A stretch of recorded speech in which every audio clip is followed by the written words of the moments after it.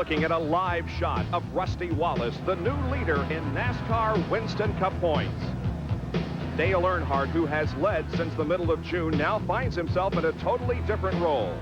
And the two will renew their battle for the coveted crown in the Holly Farms 400, live today from North Wilkesboro, North Carolina, here on ESPN. 2 weeks ago, this event was postponed because of heavy rain in the brushy mountains. At that time, Earnhardt was points leader by 75 over Wallace, and Mark Martin was 255 behind. Then there was Charlotte last week. Only 13 laps into the All-Pro Auto Parts 500, Dale is out of the race. He would finish last and failed to complete a race for only the second time in the 1989 Winston Cup season. Anybody can have trouble. We had it today, and, you know, if he wins the championship, which I ain't giving up, then the racing ain't over. But, you know, he didn't beat us today. We beat ourselves. It's not like I fell into something. You know, if everybody remembers at the beginning of the year, I had 3 40-place finishes. I blew up, was the last guy out at Atlanta and Martinsville, and then I blew up here at Charlotte. So I've got 3 like dead last finishes, and Dale don't have that. I don't wish anybody any bad luck, but I think he was kind of due one. I just didn't know if he was due that severe a one. Rusty needed Dale's bad luck because he, too, had problems at Charlotte. A loose lug nut caused severe vibration in the car. That caused further handling problems that had to be corrected during pit stops. Rusty did finish 8th, 10 positions more than required to take over the points lead. So as we get set for race number 26 at North Wilkesboro, Rusty Wallace is leading by 35. And Mark Martin, who was 3rd at Charlotte, is only 157 behind. It's a beautiful day today in North Wilkesboro, certainly a lot different than 2 weeks ago. We have bright sunshine today and no chance of rain. Good afternoon, everybody. I'm Bob Jenkins, and welcome to North Wilkesboro and the Holly Farms 400. We're closing out the 1989 season now. Just 3 more races to go after today, and the points battle is a tremendous one. Rusty Wallace now has the lead. He'll start 2nd in today's race. Remember, they'll start according to points before Charlotte. Last week at Charlotte, both Wallace and Earnhardt had their problems, but they were problems of a different kind. And for more on that, let's go to our pit reporters. First, Dr. Jerry Punch. Well, thank you very much, Bob Jenkins. You know, late in the year, you worry about possible breakdowns from mental fatigue. Well, last week, it wasn't mental fatigue for Dale Earnhardt. In fact, it was metal fatigue.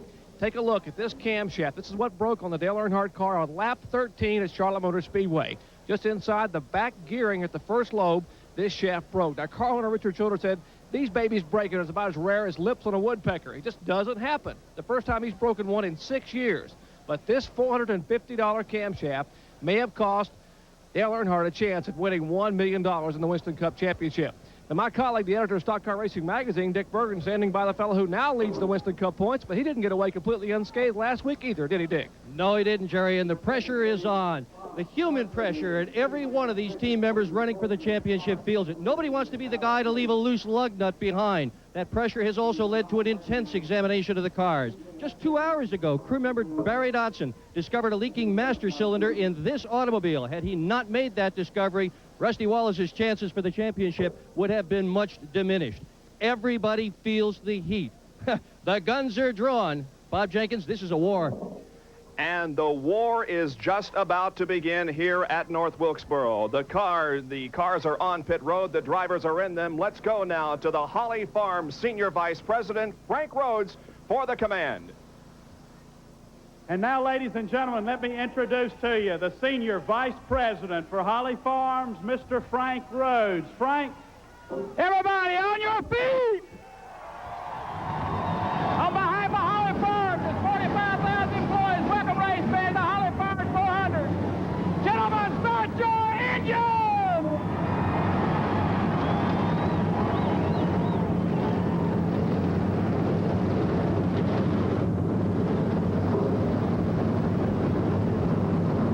32 cars roar to life. It's a sold-out house here at North Wilkesboro as we get set for race number 26 in the Winston Cup season. Let's go now to 2 former Winston Cup champions who will be with me in the booth today, Benny Parsons and Ned Jarrett. Well, Bob, Rusty Wallace is in control with that 35-point lead, and really all he has to do is duplicate his feat of a year ago when he won 3 of the last 4 races and finished 5th in the other one. Or if he averages 2 second place in every race from here on out. He can clinch the championship. On the other hand, Dale Earnhardt has to gain 2 positions per race on Rusty Wallace if he's going to come back and win his 4th title. But Benny Parsons, that's not going to be easy for either one of them, and there's another guy that's in the thick of this battle now. Charlotte let Mark Martin get back in the race. As Bob Jenkins said, Mark Martin is only 157 points behind those two, and he's right behind them. On his first lap, folks, it's going to be a classic first lap. Earnhardt and Wallace trying desperately to lead that first lap and get 5 bonus points for leading. Mark Martin sitting back there behind those two. They may get too greedy and let Mark Martin catch up even further. It's going to be awfully interesting. Bob Jenkins, what about the rest of the field? All right, Benny. Well, we have, as I said, 32 cars and drivers that are set to go here for 400 laps at North Wilkesboro, and here is the starting lineup. On the pole from Kannapolis, North Carolina, in the GM Goodwrench Chevrolet, car number 3 is Dale Earnhardt.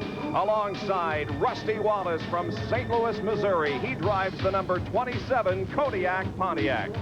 Starting third inside of row number 2, it's Mark Martin from Batesville, Arkansas, the Stroh Light Ford, car number 6. And outside of row number 2 from Franklin, Tennessee, driving the number 17 Tide Chevrolet is Darrell Waltrip.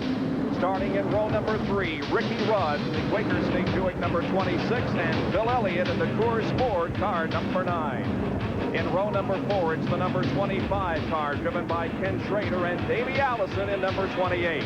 The 5th row, Terry Labonte in number 11 and Harry Gant in 33.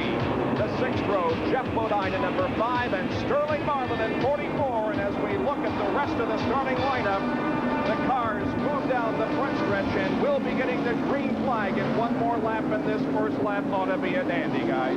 It certainly should be, Bob, and they're using radial tires here today. This is the 3rd time this year that they've used radial tires. I tell you what, I can't wait. This first lap, I'm not going to say anything. I'm just going to watch, because who is going to lead the first lap and get those 5 bonus points? I can't stress how important it is. Dale Earnhardt.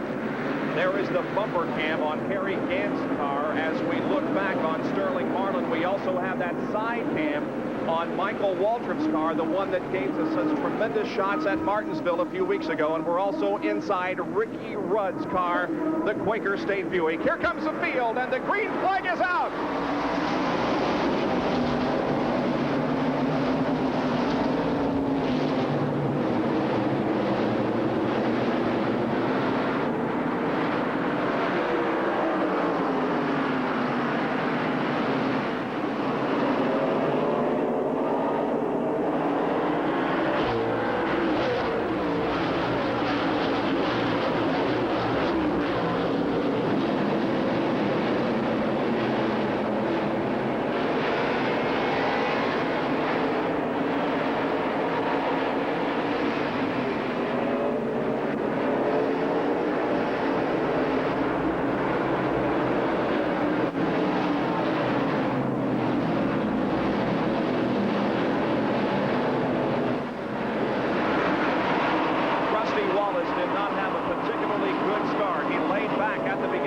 Whether that was planned or whether it just happened that way, but in any case, Dale Earnhardt is the leader of this race. Mark Martin is running second. Ricky Rudd is third. Back in 4th position, battling to stay in 4th position, is Rusty Wallace along with Darrell Waltrip. They're second and third, Martin and Rudd. What happened? Dale Earnhardt having the pole position. He is the fellow that starts the race. He laid back behind Rusty Wallace and got a great start. And Rusty Wallace just caught him unprepared because he was behind in front of Earnhardt and not able to tell when he was going to get on the front. Earnhardt was going to be sure that he got those 5 bonus points for leading that race. Right now, he's only 30 points behind. Exactly. And he has pulled out to a rather comfortable lead over Mark Martin and Ricky Rudd. And there is Rusty Wallace, who has fallen back to 5th position. Let's go down to pit road for a report on the Rusty Wallace car. Just spoke with Barry Dotson, the crew chief, a minute ago. He said Rusty just couldn't get the car in line. He was on the outside and hung out to dry. And you got to be very careful early on with these radial tires. It's awfully slippery out there, and those tires can heat it up a little bit. Rusty had to take his time and wait to get a spot to move in behind Darrell Waltrip, and it cost him 4 spots. He currently is in 5th spot. But we've got a long way to go. 400 laps on this 0.625-mile racetrack. Now we see action behind Rusty Wallace. That's Ken Schrader in 25. Bill Elliott in number number 9, and Jeff Bodine in the yellow and white 5. Bill Elliott almost got by Ken Schrader on the outside, and Ned, early in the race, that would have been impressive had he been able to make that move. Yes, it would, because they really are going to tiptoe for a while on the radial tires. Once they get heated up and they get a little rubber in the racetrack, of course, they practiced for 3 hours here yesterday afternoon, but still the track is not the way it'll be a little later on, and then they'll get a little more confidence in those tires. And there were no serious problems during that 3-hour practice period yesterday. Phil Parsons did spin and bump the wall, but no major damage to that race car. Now, we might point out that there is no Unocal money available today because qualifying was washed out and the lineup is according to points before Charlotte. No Unocal money. It'll be worth $190,000 when you join us in Rockingham a week from today. And Bob, if he gets through Rockingham and Phoenix, the people in Atlanta has said if the Unocal Challenge gets to Atlanta, it'd be worth $205,000. They're going to match it. Would make the pole winner eligible to win. Dale Jarrett spins off of corner number 4 here on the main straightaway, keeps it going, however, and will not see a yellow flag. Dale Jarrett off of corner number 4 doing a complete spin around, but keeps going. There was some pretty serious damage to Dale's left rear quarter. It looks like someone got into him. I don't know exactly who it would be, but as the car was spinning around, ooh, almost spun again. Yeah, he was in a pretty tight battle back there with Derek Cope, Dave Marcus, Jimmy Spencer. A lot of them were running close together back there, jockeying for position. So all is well with Dale Jarrett. He continues in the race. Meanwhile, we pick up on this battle for position Schrader, Elliott, Jeff Bodine, and now the number 11 car, Terry Labonte, joins in. Let's go to Jerry Punch, who can has more. We have a spin over in turn number 3 as Rick Wilson loses control and slides into the infield grass. Just entering turn number 3. And no yellow flag is out yet. Harold Kinder and the NASCAR officials are watching the situation very closely, and now we will have a yellow. Rick Wilson from Bartow, Florida, spins over in turn number 3 on lap number 14, bringing out our first caution of the day, and Rick started this race in 14th position. And that'll be a break for Dale Jarrett because Dale Earnhardt was just about to put him a lap down. There is the leader of the race, Dale Earnhardt, under caution for the first time this afternoon in North Wilkesboro. We're glad you could join us on this Sunday afternoon for Winston Cup Racing, and we'll be back with more of our live coverage after this.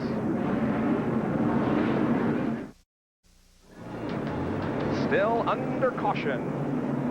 And Harry Gant is headed toward pit road, and Kyle Petty is already in. His wheel came off. Yeah, he started to leave the pits. They changed the right side tires on the peak antifreeze Pontiac, and I guess they had loosened the left side tires, and it came loose, so Kyle has gone a lap down in the pits. We have several cars that are on pit road. We are cautioned because of this. Rick Wilson over in turn number 3.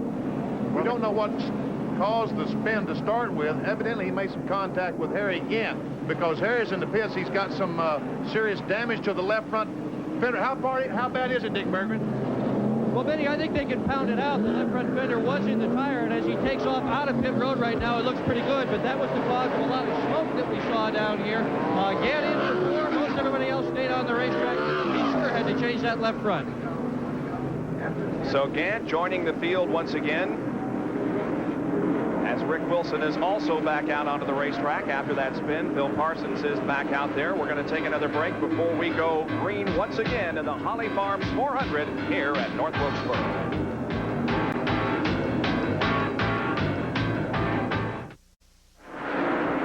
The green is back out at North Wilkesboro, and the race continues. There are your top 4. Dale Earnhardt at number 3, Mark Martin at number 6, Ricky Rudd at number 26, and Darrell Waltrip at 17 as 22 laps have been completed. Just behind the 17 car is Rusty Wallace, who is in 5th at the moment. We've just gone green from our first caution of the afternoon because of a spin over in turn number 3 involving Rick Wilson. On the restart, Jimmy Spencer jumped it, and he was black flag, came in for a stop-and-go penalty.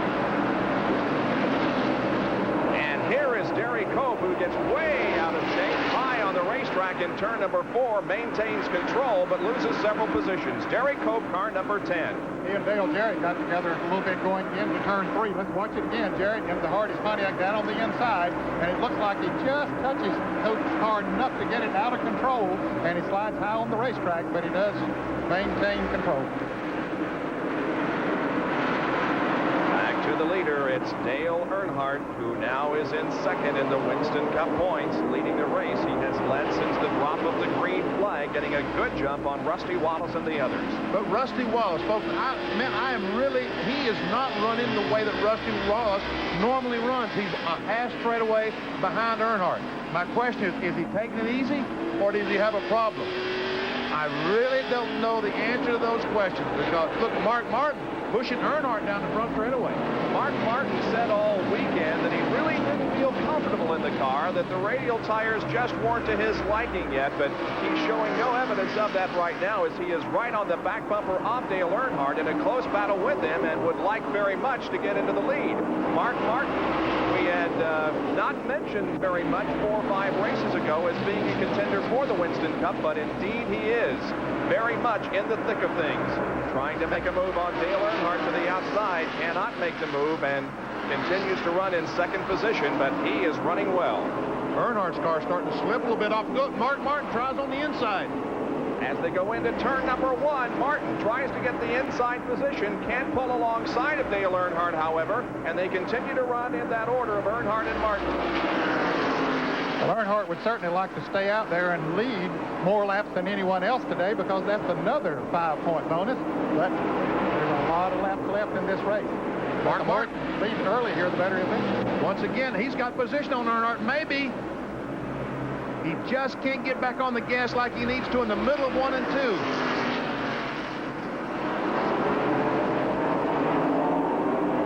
Coming off the corner, going inside. He set Earnhardt up for the pass, and let's see if he can complete it going into turn number 1. Side by side, they run through there. Earnhardt to the high side of the track. Mark Martin to the inside line, and Mark goes into the lead. He'll have to cross the line, however, and be scored as the leader before he officially picks up the 5 bonus points. And now a battle for third position going on, as Mark Martin will lead the lap. Darrell Waltrip now is third, Ricky Rudd's fourth, and back in fifth, there is Rusty Wallace. Let's go down to Jerry Punch, and he can perhaps answer the question that Benny asked. Is he just laying back, or is there something wrong, Jerry? Well, Benny, that you asked that question. Why don't we ask Barry Dotson, the crew chief? And Barry, trying to give Rusty the sound as they come by. The question is Rusty laying back, taking it easy, or does he have a problem? Well, we're trying to take it easy. The car's a little bit too tight. That won't last very long at Wilkesboro. Right now, we're in pretty good shape. We got a good seat, just watching the leader. They have the car bolted to the racetrack very tight early on, but it gets awfully slippery here, and you compound that with the radial tires. The rustiness biding his time, gentlemen. Now, we've explained it before on short tracks, but why will the car improve if it is tight as we go along? One reason, the track gets slicker, and as the tires heat up, the back end will get a little bit looser going into the turns and coming off the turns. So getting a good bite, good traction coming off the turns is so important on a short track, because you run a very low gear, put a lot of power to the tires, and that's where you can make up a lot of time. And having a good tight race car allows you to do that. Wallace continues to run in fifth position, as now Darrell Waltrip in car number 17 begins to battle Dale Earnhardt for the second position. Darrell Waltrip was very strong in practice here yesterday afternoon in the 3-hour practice session.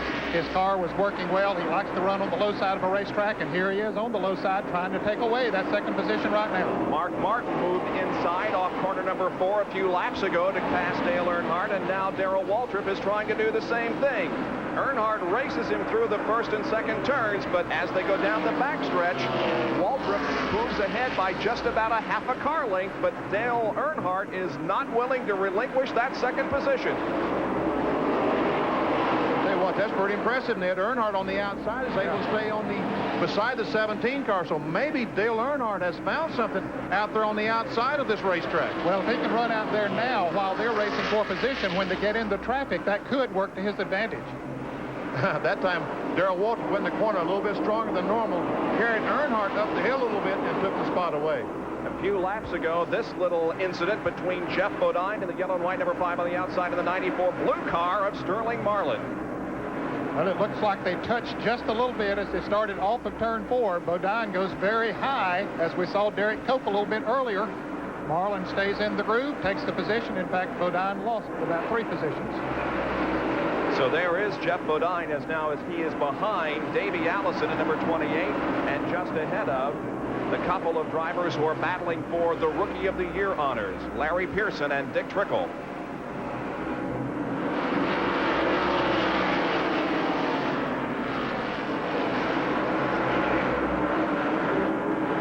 This is back for 12th position. Larry Pearson looking inside of Bodine going into turn number 1. Yeah, he's another driver that ran good yesterday, but that little bit of a tap almost caused him to go around, but he did a good job of bringing that car back, because most of the time they say when you get a car sideways on those radials, it's gone, but Larry Pearson proved that you could bring it back. We have dispelled that theory already, because Larry Pearson with a nice job of saving it completely sideways in turn number 1. Wilson is there at number 4. The number 2 car is Ernie Irvin. Here's a replay. Pearson trying to get down on the inside of Jeff Bodine and touches the left rear quarter panel of Bodine. Gets Bodine a little bit loose, but really gets Larry Pearson loose. He turns sideways and gets it straightened out again. It is still Mark Martin who is leading the Holly Farms 400. He took over the lead from Dale Earnhardt a few laps ago and has stretched out the advantage now by about a half a straightaway on Darrell Waltrip, who is running in 2nd position. Earnhardt is 3rd. 4th is Ricky Rudd, and then 5th, about almost a full straightaway behind. In 5th position is Rusty Wallace. Then comes Ken Schrader, Bill Elliott, Terry Labonte, Morgan Shepherd, Alan Kowicki, Tommy Ellis substituting for Neil Bonnet, and Sterling Marlin. And what all the fellows was telling me about the radials, guys, was that if they slide one time, like we saw Derek Cope and Jeff Bodine slide, boy, they are really a handful then.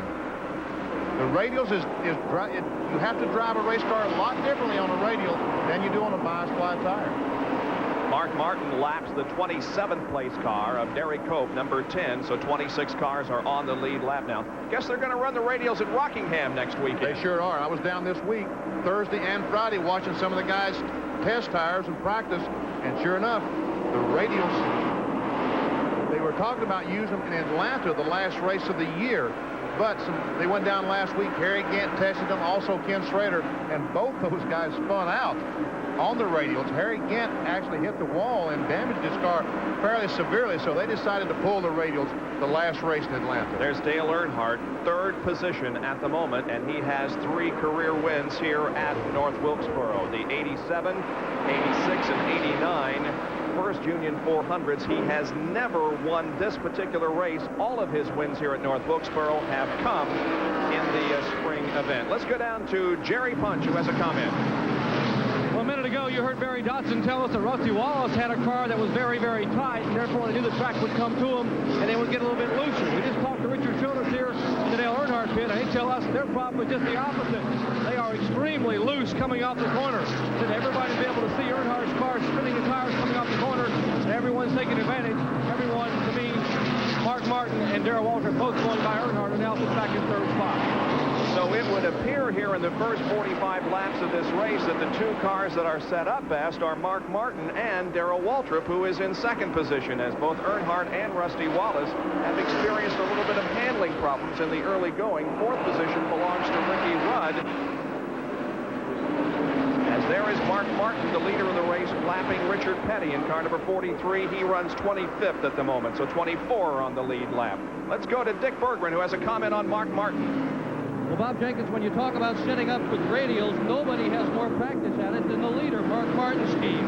They have tested radials at Dover, here, Daytona, Charlotte, and tomorrow they'll be back at Daytona for 3 more days of radial testing. This business of running on radials is a matter of a learning curve, and the team with the most practice, the most experience, is showing it. They're right out front right now.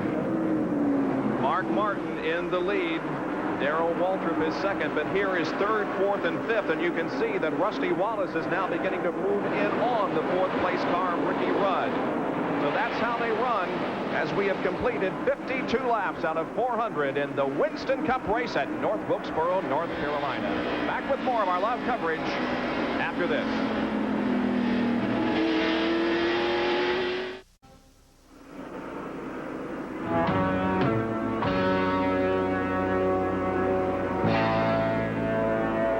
In the beautiful brushy mountains, North Wilkesboro, North Carolina, the Holly Farms 400 NASCAR Winston Cup race. Our leader is Mark Martin in car number 6, but the battle on the track is a few car lengths behind him. That's Ricky Rudd in number 26, battling with Dale Earnhardt at number 3, and watching all of this from 5th position is Rusty Wallace in car number 27.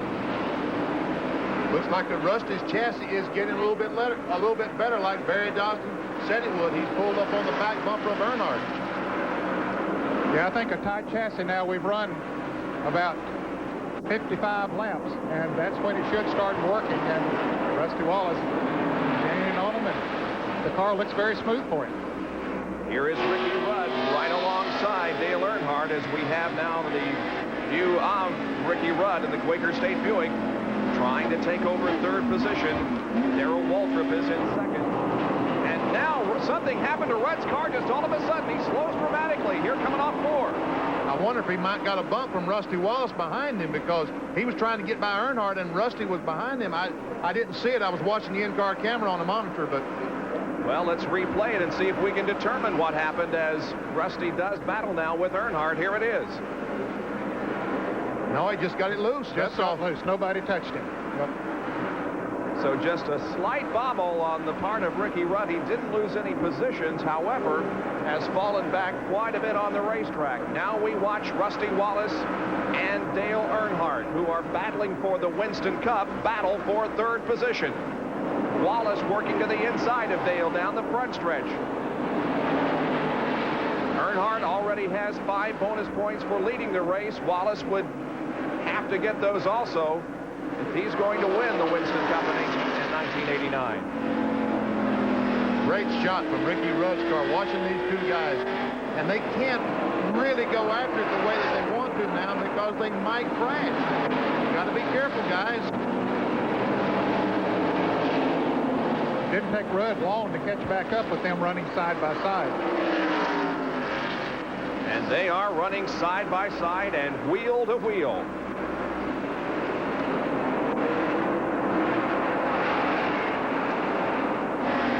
Earnhardt doing a fine job of holding off Rusty for 3rd, and Ricky a little bit loose again there in corner number 4.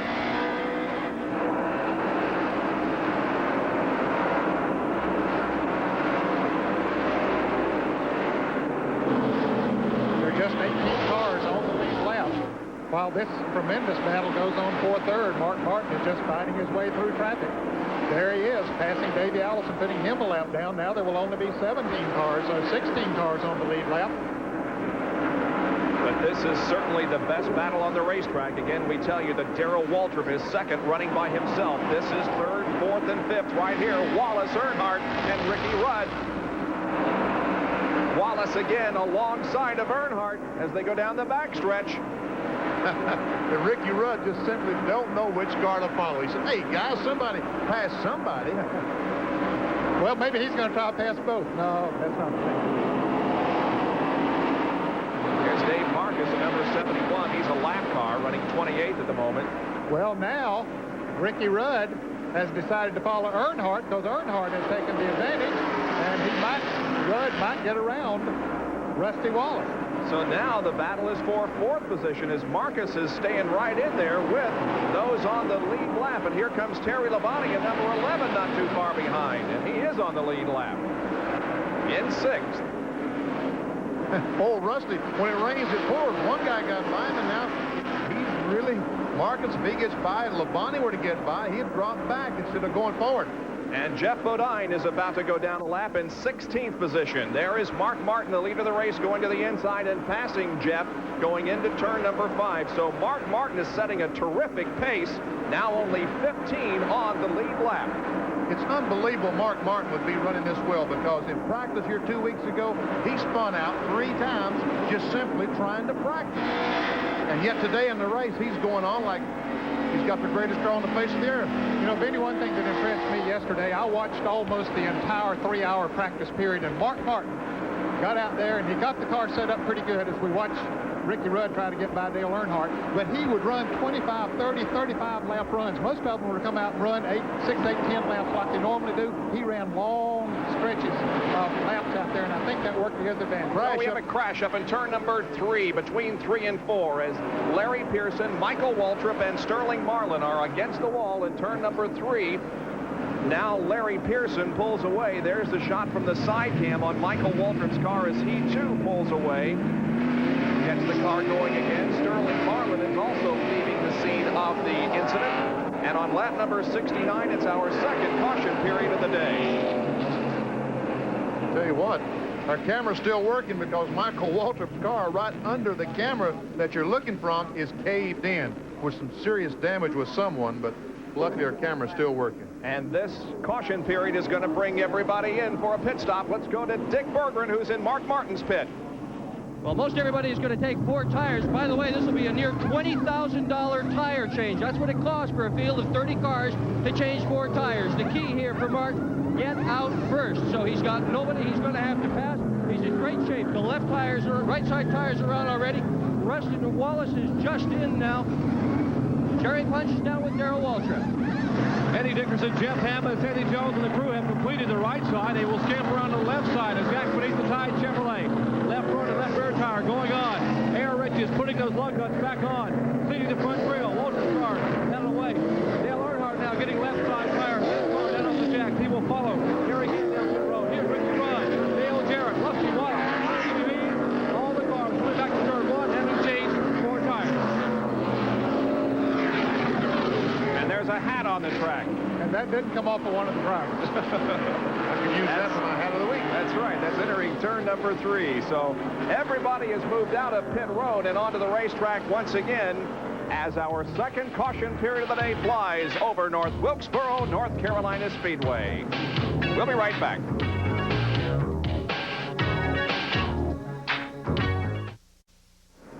'71 of 400 laps completed in the Holly Farms 400, and Mark Martin is the leader. Darrell Waltrip running second. Third is Dale Earnhardt, and here is Michael Waltrip, who was just involved in a crash, and here it is from the side cam.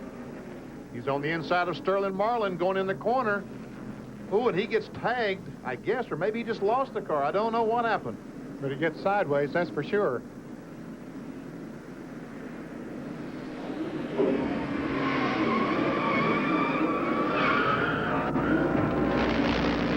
Wow, there's the other car coming in. Why did Sterling Marlin spin? I didn't see any.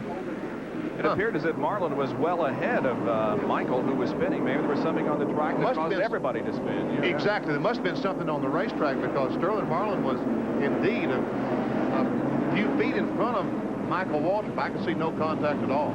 Well, anyway, Michael Waltrip was into the pits several laps, and now, or several times rather, and now Lake Speed remains in the pits.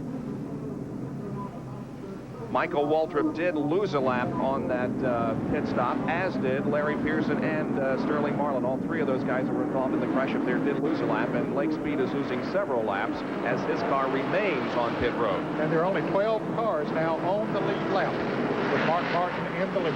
We're about to go green once again as the lead is held by Mark Martin. Darrell Waltrip second. Third is Dale Earnhardt. Fourth, Ricky Rudd. And fifth is Rusty Wallace. Sixth, Terry Labonte. Seventh, Bill Elliott. Eighth, Alan Kowicki.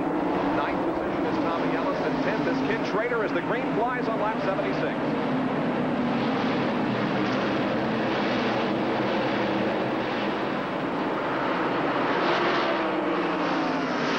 Here comes Earnhardt on the outside.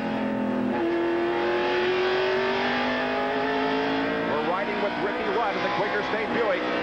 Jeff Bodine just ahead, but look at the battle up front.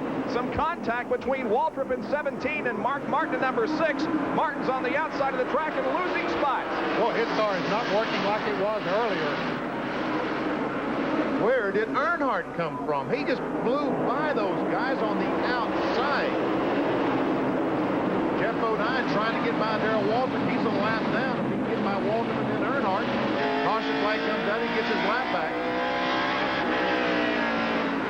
Here's Here's a replay. Look at these three guys go in side by side into turn one, and there's a contact between Waltrip and Martin. Wow, that was very close. And Earnhardt, he took a chance going on the outside of those two cars and made it 3 abreast. But now he pulls away. Earnhardt is back in the lead of the Holly Farms 400 after Mark Martin was in the lead for a while. Let's get out to Jerry with a comment on Mark. Actually, we're going to talk about Dale Earnhardt, Bob. You know, we mentioned the fact that Earnhardt was so loose before that caution flag and dropping back. He came in, the crew asked him, Kurt Shelburne, I said, hey, what do you want us to do? Earnhardt said, tighten it up. And Shelburne said, how much? He said, put a ton of bite in it. And we did, he said, and we're going to really tighten it down. And they did, and look where he went, right to the front. Boy, they did something that made that car completely different. But when the race started earlier, remember, that's what Earnhardt did. He pulled away a few car lengths, and then in about 20 or 25 laps, started coming back to the field. And that may happen again. Be interesting to see. But certainly with that bike, as they say, in it, that'll help him some. Rusty Wallace in number 27 is back to 5th position. And there is Brett Bodine in car number 15 and Bill Elliott in number 9. Elliott is on the lead lap, but the number 15 car of Bodine is not. Kulwicki in number 7 is also on the lead lap.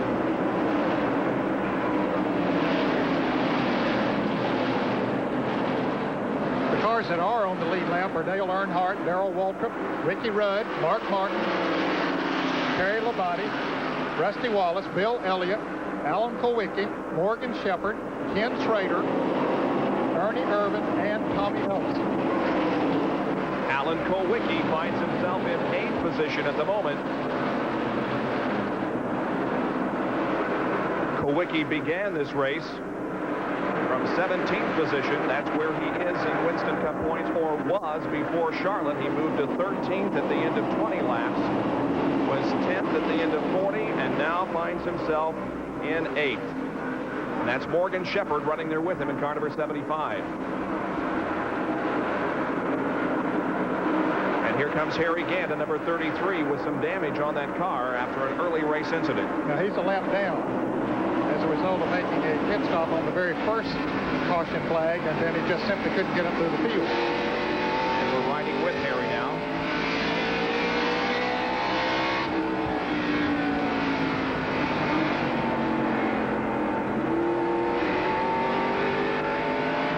You can see, well, there's Mark Martin trying to get by Ricky Rudd and get back up in.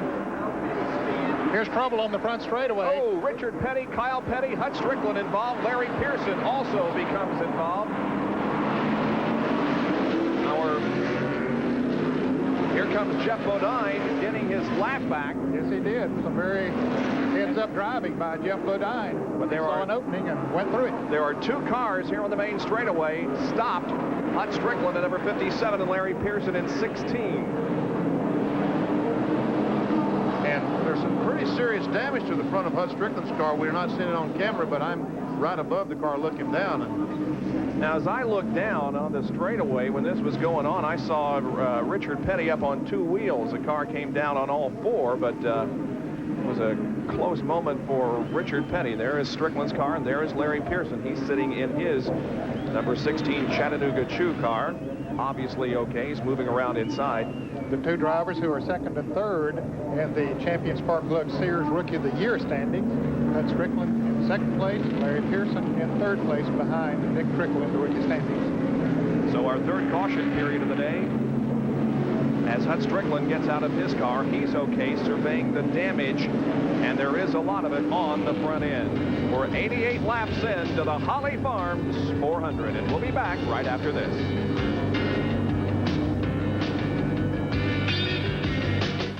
Caution because of a crash coming off of corner number 4, and the cars landed here on the main straightaway, and here's how it looked from our speed shot. See a car sideways on the inside, yeah. Kyle Petty down on the inside in the peak Pontiac. And there Larry Pearson gets tagged from behind. Richard Petty ran over somebody. Pearson stays up against the wall, and then Hut Strickland comes in behind him in car number 57. And with Hut Strickland is Dr. Dick Bergman. We had quite a view of that whole thing. What did it look like to you? Well, I couldn't really tell too much there, Dick. You know, every bunch of cars was spinning there, and you know, I seen Kyle up there spinning, and the cars in front of me was Larry Pearson, so that kind of had my view blocked. But you know, I got into the wall and got to Larry and tried to miss the whole deal and got right in the middle of it. You know, just no place to go. Your crew has been running up and down in front of us here, bringing tools to the garage area. Can you get this wreck fixed? Well, we're certainly going to try to. You know, we're in a race right now. We want to try to do as well as we can in these Winston Cup points, and you know, we're trying to sell that Heinz ketchup and get all our products out there, and that's just, you know, try to get as many laps as we can. Points are it. They sure are. He's going to go back to the garage area and help those guys, I'm sure. And Hut Strickland also wants to continue his streak. Only 2 drivers have been running at the finish of the previous 8 races, Rusty and Hut. But there is Hut's car that doesn't look too healthy at the moment. So the cars are being dragged off the racetrack, and we'll be back to green before too long here at North Wilkesboro. There's the tremendous crowd that has turned out for this Winston Cup race number 26 of the 89 season, and the green flies once again.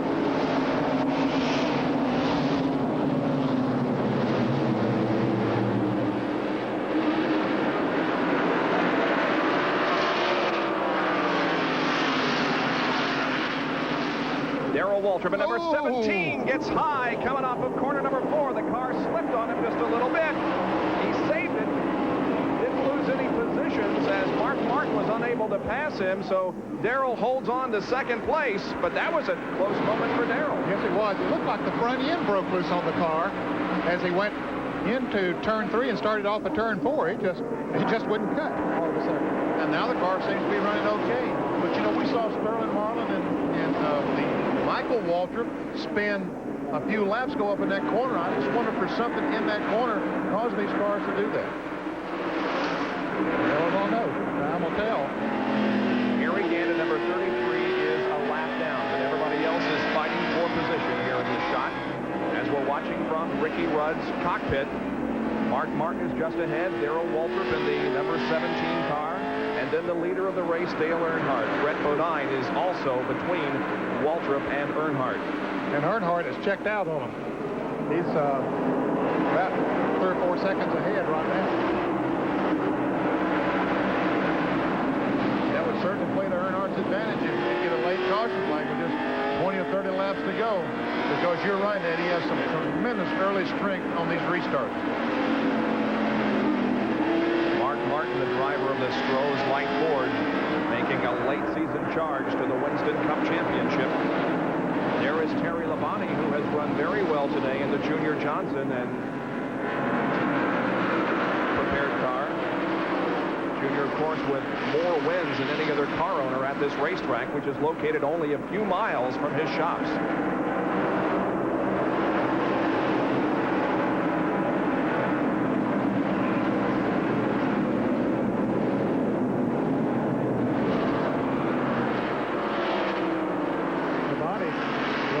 Strong there on Ricky Rudd. As we look out the front windshield of Ricky Rudd's car, and he certainly is keeping tabs on Mark Martin up in front of him.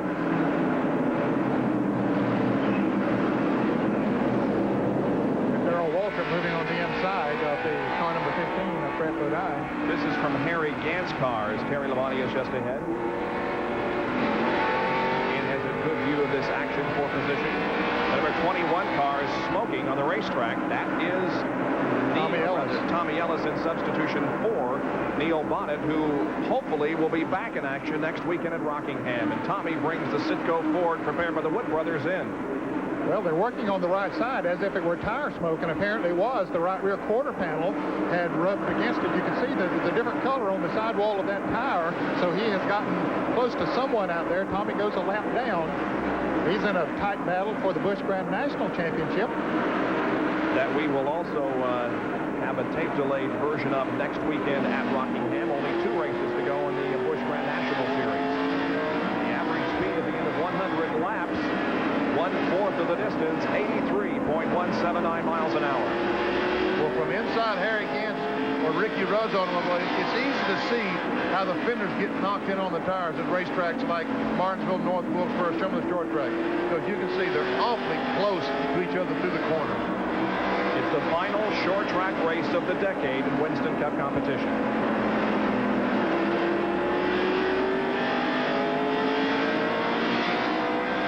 That's Brett Bodine to the inside as the faster cars pass. And moving outside and going around Brett with these. Darrell Waltrip remains entrenched in second position.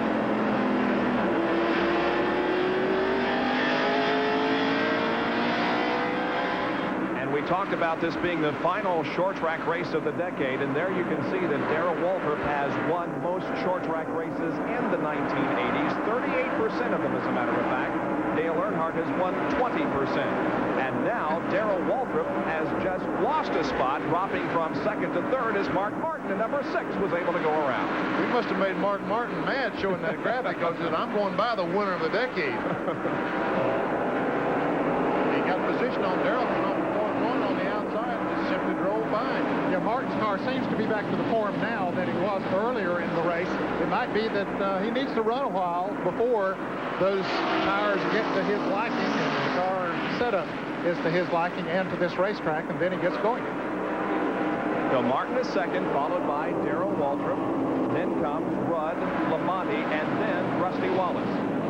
But Dale Earnhardt has pulled well ahead of everybody else as he's a half a straightaway now. There's the advantage. You can see the interval that Dale Earnhardt has on the rest of the field. Boy, it's nice to run out there by yourself. 1 and 8/10 seconds. Wilson has spun for the second time this afternoon. The car is off of the racetrack. It's right in the middle of the backstretch. It is off the racetrack. NASCAR officials see it. They're talking about it, and the caution is coming out. There's also some debris on the racetrack. You can see right behind Rick Wilson. Yep, he's too close to the racing surface to leave sitting there. And he may be stuck. I don't know if he can, the suspension of the car might be hung on that road that we see going across from the infield, because the car certainly isn't moving. Well, these cars are very low to the ground, and it's easy to get them hung up. And it'll be interesting to see if we have pit stops this time around as Rick Wilson sits there helpless. Hasn't been too many laps since everybody was in for a pit stop. But here comes Dale Earnhardt. There is the Richard Childress crew waiting on him, and Jerry Punch will report. Leader Dale Earnhardt brings his Chevrolet a little bit of a halt far into pit road, and he waves off the cold drink. I'm fine. They're cleaning the windshield. Kurt Shelburne to the crew now, changing the right side tire. Now, go up second, Mark Martin, Tim with Dick Berger. Well, they just also finished right side tires on Mark Martin's car. You're on the crew cam. This is Robin Pemberton, crew chief, wearing this thing. He's just on the left front tire. We're watching to see who's going to be the first one out. They're having trouble with the left rear tire on Mark Martin's car. Took 2 guys to get it out. Jerry punches with Darrell Waltrip. They have changed the right side tires, and they have made a chassis adjustment on the side of Chevrolet. They are now changing the left front tire. Eddie Dickerson now adjusting the springs of the suspension to the left front. The car is with the left front tire on, and most of the car is down and away. Boy, Darrell Waltrip got killed on that pit stop. He is all the way to the back of the field. The other 13 cars in the lead lap now, and he will be 12th. Kenny Schrader is the last car to go out that is in the lead lap. So caution period number 4 in progress here at North Wilkesboro as Rick Wilson got off the racetrack in the backstretch, and we had a lot of activity on pit road there for a moment, but now everybody seems to be back on the racetrack, and we await the green flag once again. Back in a moment.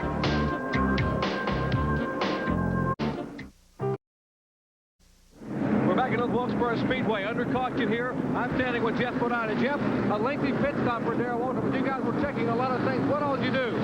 Jerry, you know, that last restart, Darrell and Brett Bodine got together, and Darrell said something felt like real funny up in the front end, so the car was just a little bit loose, so we went ahead and made a small chassis adjustment on the right front, and then we had to make sure we didn't have nothing hung up on the left front, so rather than have a problem, you know, later on, you know, we really needed to be getting in and out of the pits, we decided it's the best time to go ahead and evaluate if there was a problem and make sure everything's okay, at least in his mind. And everything's okay. We just got to be careful coming back up through there, but everything will be okay.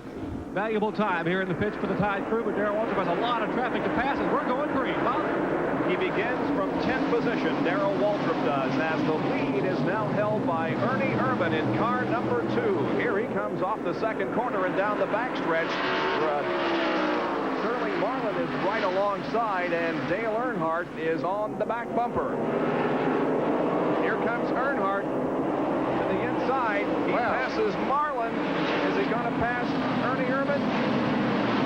Ernie Irvin did not make a pit stop, stayed out there, but looks like the car running awfully well. And Martinsville, this fella had a super run going up there. And that car this weekend carrying Dinner Bell and Food Lion sponsorship instead of the traditional Kroger sponsorship.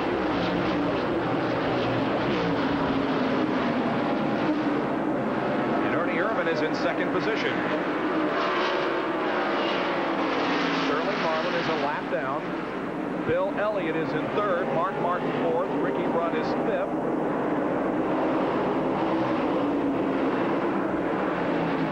Then sixth is Rusty Wallace. So the two guys that are battling for the Winston Cup points are first and sixth at the moment, with Earnhardt the leader of the race. We're riding with Ricky Rudd. There's Martin going to the inside.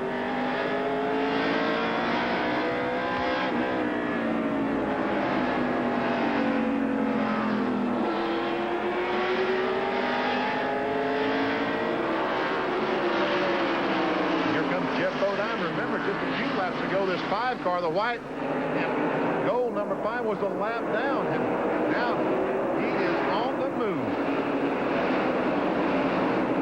While this racing is going on, they're pushing the Kodak Film Oldsmobile Rick Wilson into the garage area after his encounter. Trouble over on the backstretch. Richard Petty is in the wall. Richard Petty against the retaining wall just out of turn number 2. And it's Richard's second incident of the day, and it comes on lap 127. He was also involved in this melee down here on the straightaway that took out Hut Strickland and Larry Pearson. And now he does even more damage to the STP Pontiac, but keeps going. Here's a replay of what happened. A lot of cars running in there together. There's Mike Waltrip down on the inside, and Kyle Petty right on the inside of his dad, Richard Petty. They might have gotten together, and Richard spun to the outside. And remember this incident down here on the straightaway. Kyle was also involved in that. So it's been a tough afternoon for both Pettys, Kyle and Richard. And both of them are in the pits right now. You can see a lot of damage to the STP Pontiac. And the 55 car, Phil Parsons, has some serious front-end damage to his car.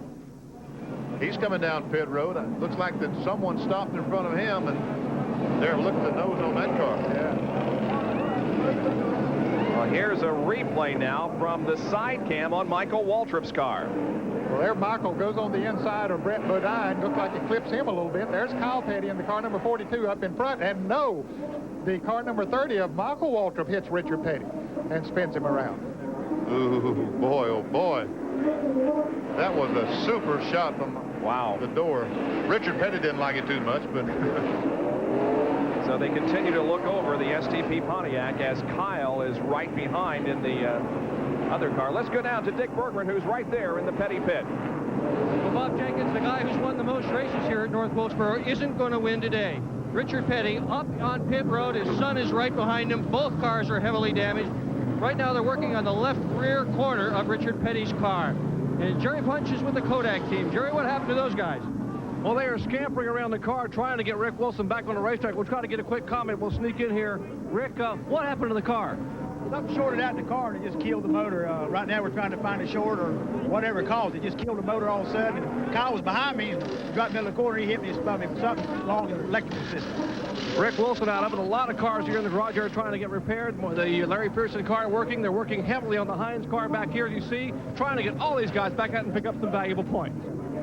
Points could be very, very valuable. Could mean $20,000, $30,000. From Harry Gant's bumper cam, first of all, the replay of this crash. You can see it way back in the background as it's coming up here. We're going, this is, well, there's Richard Petty and Kyle. Looks like Kyle is slowed down and Richard Petty is trying to get by him when Michael Waltrip comes up and touches him in the left rear, and around he goes. So that's how it was from Gant's bumper cam. Now here's the real time from Michael's side cam. Watch and listen to this.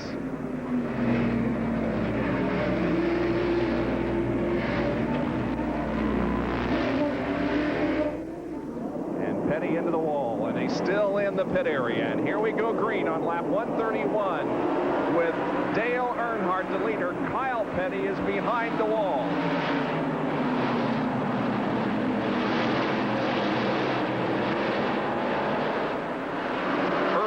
Second, Bill Elliott is third, Mark Martin fourth, Jeff Bodine fifth, Ricky Rudd sixth, and Rusty Wallace is now seventh, followed by Alan Kowicki, then Morgan Shepherd and Darrell Waltrip.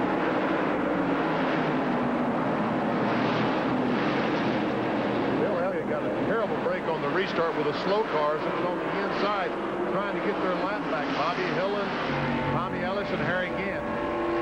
Gant's bumper cam once again with the pictures. That's Jeff Bodine moving to the inside of Mark Martin.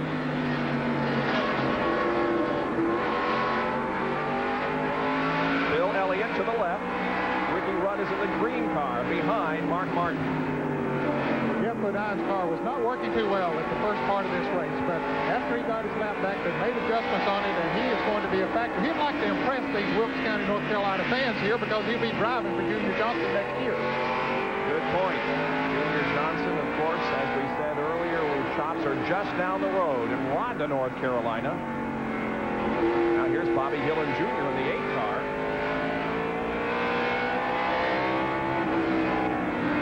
And we go inside Ricky Rudd's car as he battles alongside Mark Martin with Jimmy Spencer and Tommy Ellis just ahead.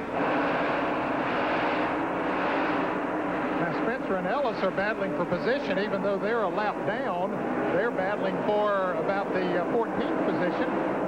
And Rusty Wallace has suddenly come back toward the front as he is racing with Mark Martin and Ricky Rudd. And Bill Elliott appears to be off the pace a little as he was a little slow coming off of corner number 2. Everything appears to be okay. He might have just slipped up in the corner. It looks like that might have been what happened because he's certainly running up to speed now. Look at the tight action from Ricky Rudd's car. A little contact with Jimmy Spencer in the Crisco car, number 88.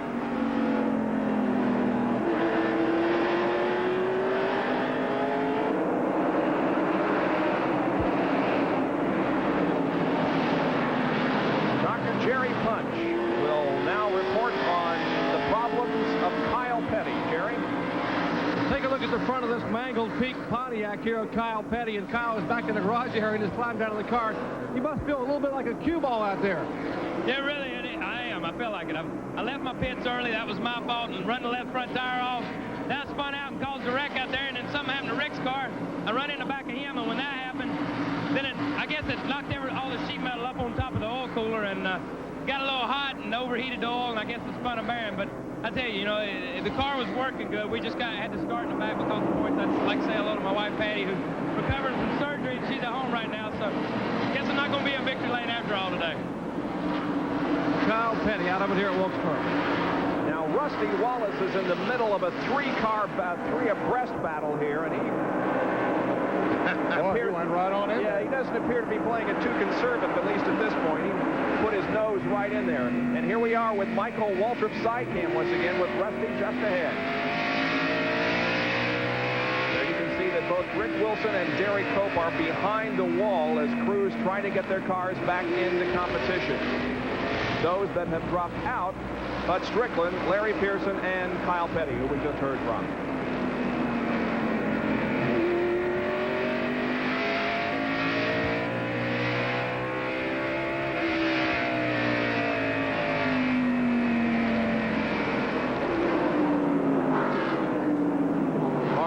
Trying to get by Ricky Rudd there, Rusty Wallace. There we see Mark Martin from inside the Rudd automobile. Mark Martin pulls up on the inside. This is coming off the second corner. Has position going in 3. And takes the spot away. That would be for 5th position. Mark Martin goes into 5th, and Ricky Rudd is back to 6th. Let's go to Dr. Vic Berger with a report on driver protocol. Well, this morning at the drivers' meeting, Bob Jenkins, everybody was told that they need to pay special attention to the guys who are running for the championship. Competition director Dick Beatty told them, if you hit one of those guys, you better go find the other 3 and hit them too. If you give one of them an advantage, go find the other 3 and give them an advantage as well. Don't mess these people up. So if you're seeing some of the competitors give a little extra room to Earnhardt, to Rusty Wallace, to Mark Martin, to Darrell Waltrip, that's why they were told to do that by NASCAR. It really only makes sense because there is so much money on the line and so much prestige, really, to the winner of the Winston Cup. And I think that you hit the nail on the head when you said prestige. And to these guys, I really believe that it means more to win the championship than it does than the money does. And here is Rusty Wallace now pulling alongside of Ricky Rudd.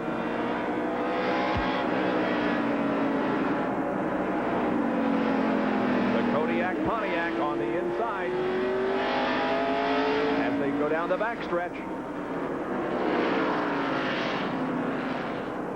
Wallace has about a half a car length on Ricky and now has completed the pass. So Rusty Wallace begins to move forward once again to the Holly Farms 400 Winston Cup race from North Wilkesboro, North Carolina. We'll be back with more of our live coverage right after this.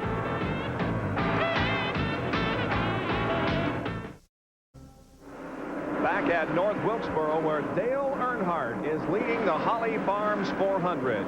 In second place is Ernie Irvin in car number 2, and Irvin has been holding on to that position for quite a number of laps. He started this race in 23rd position.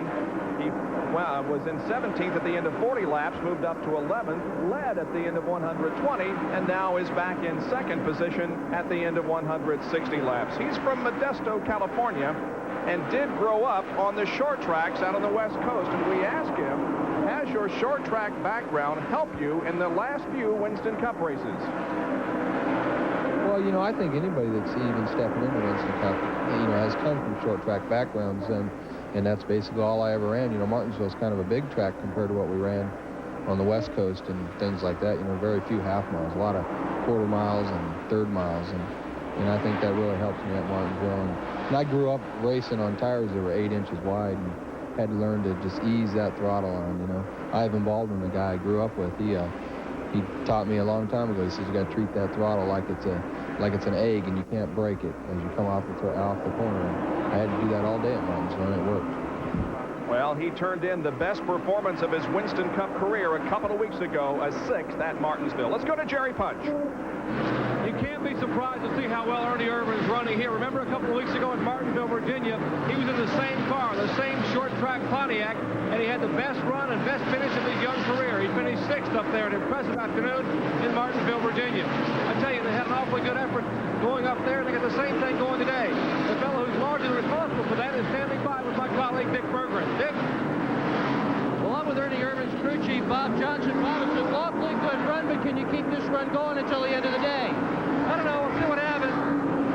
You know, it started way in the back because of lining up by points. It kind of hurt us, so we took a chance on that last stop. Seems to be working out pretty good, you know. Ernie's doing a heck of a job, and guys have been working hard the last 7, 8 weeks to see what we can do. We hope we can hang on. They're hopeful. So Ernie Irvin continues to hold on to second position. But he better not look behind him because there's a blue number 6, Mark Martin. And folks, he is strong today. He's marched through this field and is up in 3rd spot. Mark Martin, not too far behind him is Jeff Bodine. And here comes Davey Allison in for an unscheduled pit stop. Davey has been in and out of the pits, and certainly the Hamilton Ford is not working right this afternoon. And to update you on a couple of others, Richard Petty and Lake Speed have both gone behind the wall. Rick Wilson is back on the racetrack. And Derek Cope is behind the wall in the Pure Leader Pontiac as well. And Dale Jarrett has been in and out of the pits. He has overheating problems in the Hardy's Pontiac, so he's a number of laps down as well. Changing the tires on the right side of the Hamilton Ford, driven by Davey Allison as they put the hood down. But Davey is not having a very good day at all. Now here is Mark Martin, who has passed Ernie Irvin, and so Mark Martin is in second. And there is Jeff Bodine, not too far behind Ernie Irvin, and Jeff Bodine, as we indicated earlier, is back on the lead lap, and Bodine is moving toward the front. He's up to 4th position now, and he was a lap down at one time. There's the interval between 1st and 2nd, and you can see that Dale Earnhardt is well in command of this race. Darrell Waltrip in car number 17 is just ahead of his brother Michael Waltrip, as we have Michael's side can in operation once again. And I don't know what they did on Darrell Waltrip's car on that pit stop, but they better undo it. Because he is certainly not as fast as he was earlier. He's in 10th at the moment. Darrell Waltrip in 10th. We're still 12 cars on the lead lap. There, Dale Earnhardt, Ernie Irvin, who was running second, now in 3rd place, and Jeff Bodine, Mark Martin, Bill Elliott, Rusty Wallace, Ricky Rudd, Alan Kulwicki, and here goes Rusty Wallace around Bill Elliott. That's for the 5th position. Morgan Shepherd also still on the lead lap. Darrell Waltrip is 10th. Terry Labonte's 11th, and Ken Schrader in 12th. Those are the 12 cars on the lead lap. This is a good side-by-side battle here. It was there just a moment ago as Wallace pulled right alongside Bill Elliott to try to pick up the position. And here are the two that finished 1st and 2nd in Winston Cup points last year, with Elliott coming out with a championship. And this year it is Rusty Wallace still trying to win his 1st championship, but this year his nemesis, his opponent, is Dale Earnhardt. Did you see Rusty Wallace on last lap coming off turn 4? He lost the back end just a little bit. He's going to try it again. Oh, he did it again. He wiggled again. Yep. But you know, with a bi-ply tire before, it really didn't bother. Ooh, he carries Bill in and says, hey, boy, let me by. But that didn't bother Rusty Wallace before the bi-ply tire. But it seems like these radials, when they slip, it really gives these fellas a fit. They're not able to go on in the next corner the way they came off the last one. All right, now let's talk about what just happened here. Bill Elliott, of course, we already heard that the drivers were told in the drivers' meeting to give these guys a little bit of extra. Is that what Bill Elliott did, knowing that last year he was in a position to win the Winston Cup? No. Okay. No, I think he was racing for position the best he could, and Rusty, it took him a little while to get around. Now, once he got on the inside, Bill gave him some running room, but I don't think he was just moving over and letting him go. What happened? Rusty Wallace went down in turn 1, Bob, and he went in a little bit harder, and he literally carried Bill Elliott up the hill. Elliott had no choice except move up or run into the 27 car. Now, he didn't want to run into the 27, no. And there's Jimmy Spencer, Alan Kulwicki, Ricky Rudd, Morgan Shepherd in the race behind these fellas. This is a good race. We talked about those 12 drivers in the lead lap. One lap down is Harry Gadd in 13th. 14th is Jimmy Spencer. 15th is Michael Waltrip. Brett Bodine is 16th. 17th, Bobby Hillen. Phil Parsons is 18th. And Dick Trickle, 19th. From 13th through 19th, they're all one lap down. 2 laps down is Dave Marcus in 20th place. Sterling Marlin, 21st, 2 laps down. And Tommy Ellison, 22nd. He, too, is also 2 laps down. Spencer, Kulwicki, and Rudd. Watching from Rudd's vantage point as Spencer and Kulwicki get very close together. Davey Allison is back out onto the racetrack after spending several laps on pit road. We have had some collisions down the back straightaway, and they all saved the cars. Oh, I was looking for a... Boy, look at Spencer is really wiggly off at the 4th turn. I thought we were going to have a major crash there, but nothing happened. It's just a lot of paint trading by Alan Kulwicki and Jimmy Spencer. Oh, something happened okay, but they all came out of it okay. That's why we have such a big crowd here today, fellas. Watch this short track race. Ooh, Kulwicki is slowing. Here comes Spencer on the inside and Rudd on the outside. Well, I think Kulwicki might have just broken traction momentarily. And Morgan Shepherd going by. Darrell Waltrip joins in this. This is a great race. And you're right, Ned. That's why they're here. Spencer drops back. Here comes Rudd looking inside of Alan Kulwicki off the corner. Put the bumper to him just a little bit to get him a little bit out of shape, then pulled on the inside. And Kawicki wiggles a little, and here comes Morgan Shepherd past, and Darrell Waltrip also does. Yeah, that little wiggle cost him 3 positions. I don't know, it looks like he might have a tire going flat. It really does to me, because his car is handling awful right now. Yeah. Oh, here he spins on the straightaway. Just couldn't His left hold rear on to tire is flat. See, the left rear tire is completely flat. Jimmy Spencer had just committed himself to come into the pits. He's coming, you can see his car on the right of the screen. He's coming on down pit road as the caution flag waves. There you can see that left rear tire on Kawicki's car is completely flat. Allen gets it headed in the right direction, but the 5th caution flag of the day is out on lap 183 as Alan Kawicki loses control coming off of corner 4. And here's a replay. You know, he's lucky because he was right in front of Michael Waltrip and Terry Labonte. Both those fellows able to miss him. Also, Rick Wilson. And he was able to not hit the wall too hard on the inside. I think he'll be okay if he comes in and gets some tires on him. Here he is again, going around. And you can see he just backs it gently into the wall on the inside. Don't think that did too much damage. Let's go to Jerry Punch, who's in Earnhardt's pit. It'll be a 4-tire change for the leader, Dale Earnhardt. Kurt Shelburne and the crew come running around the car. David Smith will in. Smith slides a jack beneath the car. Let's go up to Dick Bergen. Well, Kyle Petty's going to get in a car. Dick? Yeah, everybody else is changing tires. Sterling Marlin just came out of the car, and he is some wobbly. He is not feeling well. Sterling Marlin ill. Kyle Petty in the car now, strapping in. And Jerry Punch is in Waltrip. Jerry?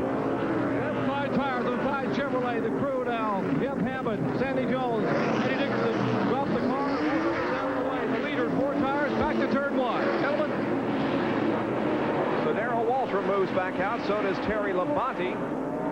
And the 7 car of Alan Kawicki still has the flat tire. But it's the right rear. Yeah, the left rear was flat a while ago. Now the right rear is flat.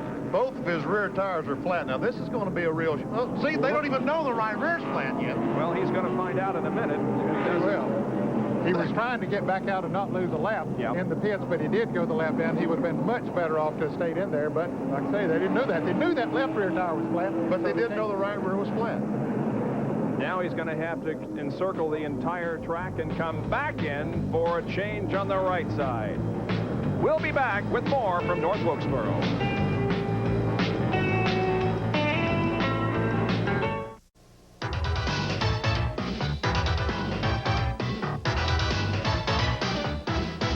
Track facts are brought to you by Quaker State Motor Oil. The big Q stands for quality. Always has, always will.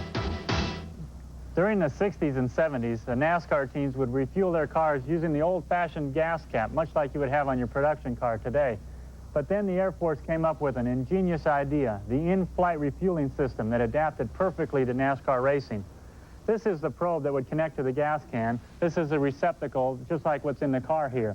When they come together, it opens up both valves and lets the fuel flow into the race car. When they break away, this ring will seal against there, and there will be no fuel leaks. Very safe, very fast. Now this is how it's supposed to work. See, the gas can just slips away. Oops, it didn't slip away. Richard Bostic, the gas man on the P car, takes a header on pit road, and the gas can, it's 80 pounds. It doesn't slip out of there as easy as Gary Nelson had it slipping out in his hand. The top 10 here at North Wilkesboro in the Holly Farms 400. It's Earnhardt, Martin, Bodine, Wallace, and Elliott, Schrader, Irvin, Waltrip, Labonte, and Rudd. Very near the halfway point of the Holly Farms 400. There, the top 5, Earnhardt, Bodine, Martin, Wallace, and Elliott. There are 11 cars on the lead lap, and if the race should end right now, Rusty Wallace would maintain his Winston Cup points lead. We have some good racing going on. This is somewhat back in the pack. That's Ernie Irvin in car number 2. Alan Kawicki trying to move back up through the pack after his recent spin that caused our most recent caution period. That's Ken Schrader to the outside, and we move inside Ricky Rudd's Quaker State Buick. He's racing Schrader 4 position for the 6th position. Ooh, 75. Morgan Shepherd, Dave Marks made a little bit of contact coming off the 4th corner. Terry Labonte, the red-white number 11, and the orange and white 17 of Darrell Waltrip. Most of these guys are racing for position. Morgan Shepherd is, Ken Schrader, Terry Labonte, Darrell Waltrip. working inside of Ken Schrader off number 4. Schrader has really been backing up the last 5 or 6 laps. Yeah, The car just not handling well at all. He was running 6th, and I believe he's now back as much as 9th or 10th. 11 cars on the lead lap now.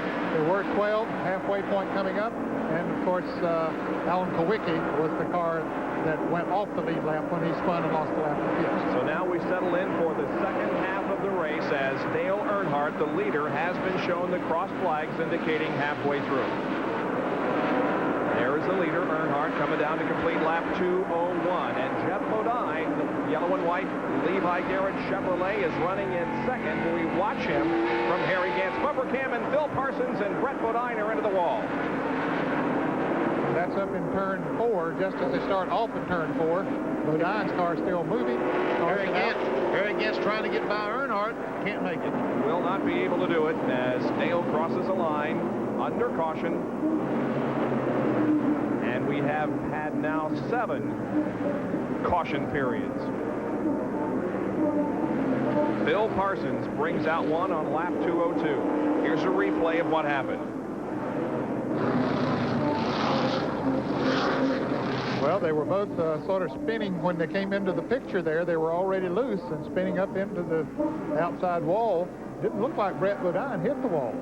But Phil Parsons has some damage to his That's the water. Oldsmobile. That's water. That's the overflow on the radiator. That's where the tube goes back in the right rear quarter, and that's water running out of the Brown Skull Oldsmobile. So looks like he's had some. Boy, it's really coming out, isn't it? Yeah, this is going to take a while to clean up. They'll have to get the car off the racetrack, and of course have to get the moisture up from the racetrack before we go green. Ken Schrader is in for a tire change. We mentioned how he was slipping backwards just before that yellow came out, and so this tire change may help. And a chassis adjustment as well. That's correct. We saw the fellow back in the rear window of the car on the right rear. He was making an adjustment to the chassis of the car. You know, we've talked so much about Charlotte and how Earnhardt and Wallace swapped the points lead, but we have failed, or at least not paid very much attention to the guy who won that race, and that is Ken Schrader. And he had a tremendous run. He really did. I was going to say something about that a moment ago when he and Ernie Irvin running side by side. So it is Earnhardt who is leading at the moment, just past the halfway point of the Holly Farms 400 here at North Wilkesboro. Back in a moment.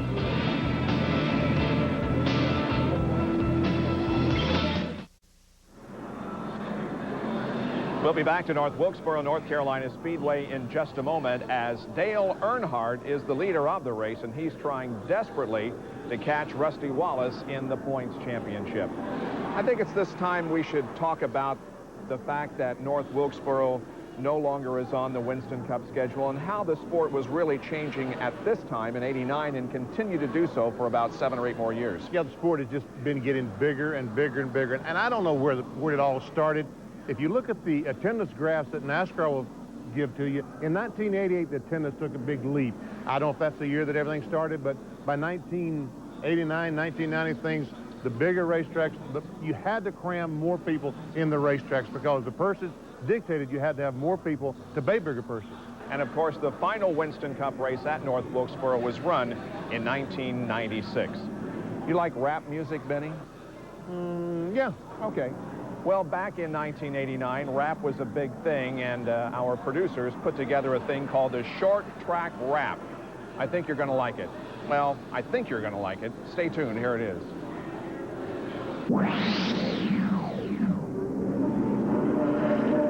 Bob Jenkins, Ed Jarrett, Benny Parsons, Dr. Dick Bergman, and Dr. Jerry Punch back in North Wilkesboro, North Carolina, as we bring to an end the short track racing of the 1980s, Benny. And I made a mistake, Bob, because, you know, all sports has a song about it, right? Well, I mentioned that to some of our producers, namely Neil Goldberg and Conrad Picciarello, that we needed a theme song or something that was stock car racing. They came up with a short track rap.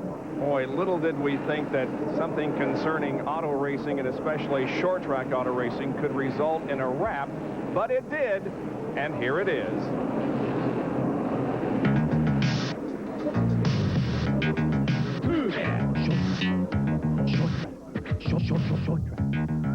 Short track.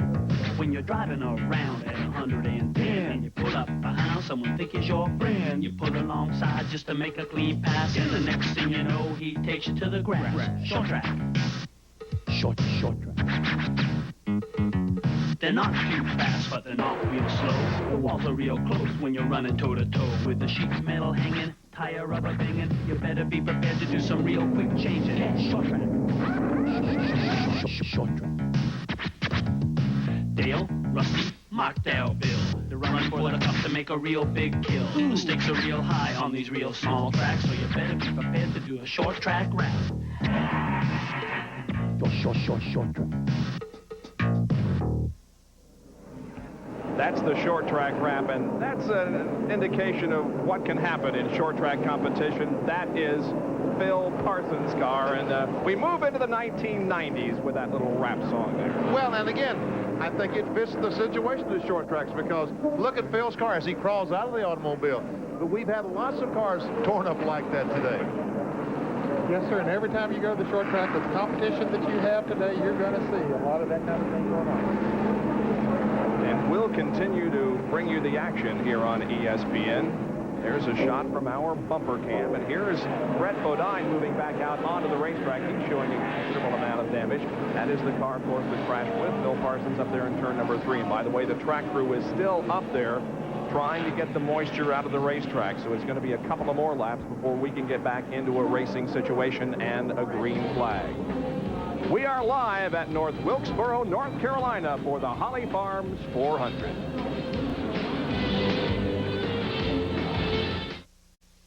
It's Dale Earnhardt now being challenged by Jeff Bodine.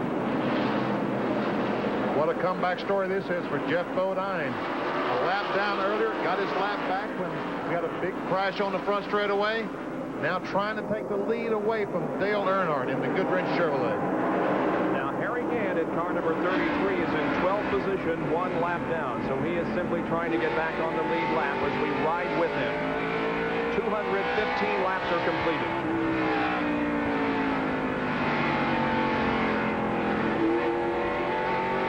Rusty Wallace is running 4th. Mark Martin is 3rd.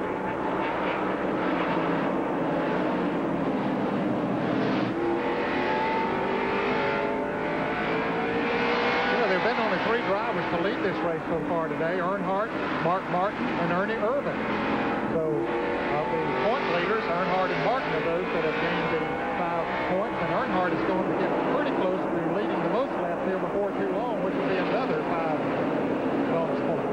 Good racing here. Ricky Rudd, car 26. That's Bobby Hillin, number 8. The 21 is driven by Tommy Ellis. Now Rudd is in 7th position on the lead lap. Bobby Hillin is 2 laps down in 14th. Dick Trickle is also 2 laps down in 13th position. And the 21 car is also 2 laps down. That, of course, is Tommy Ellis. Morgan Shepherd is there on the right side of your screen. 75 of Morgan Shepherd is on the lead lap. There is Darrell Waltrip, who is also on the lead lap. And Ken Schrader at number 25, so is number 11. So we have 3 cars running right here that are battling for position: Waltrip, Labonte, and Schrader. And we're watching from the side cam of Michael Waltrip, who is 20th position, 2 laps down. Well, ever since Darrell Waltrip made that extended pit stop to make the adjustment on the chassis, he has found himself in some very, very heavy traffic back there, and has had to be awfully careful. Oh. Contact there between Tommy Ellis and Darrell Waltrip. When we keep talking about track position, that's what we're talking about. Making those good pit stops so you always are back out at the front of the pack and not having to worry about traffic like Darrell Waltrip and Michael are concerned with now, because it is awfully heavy back there.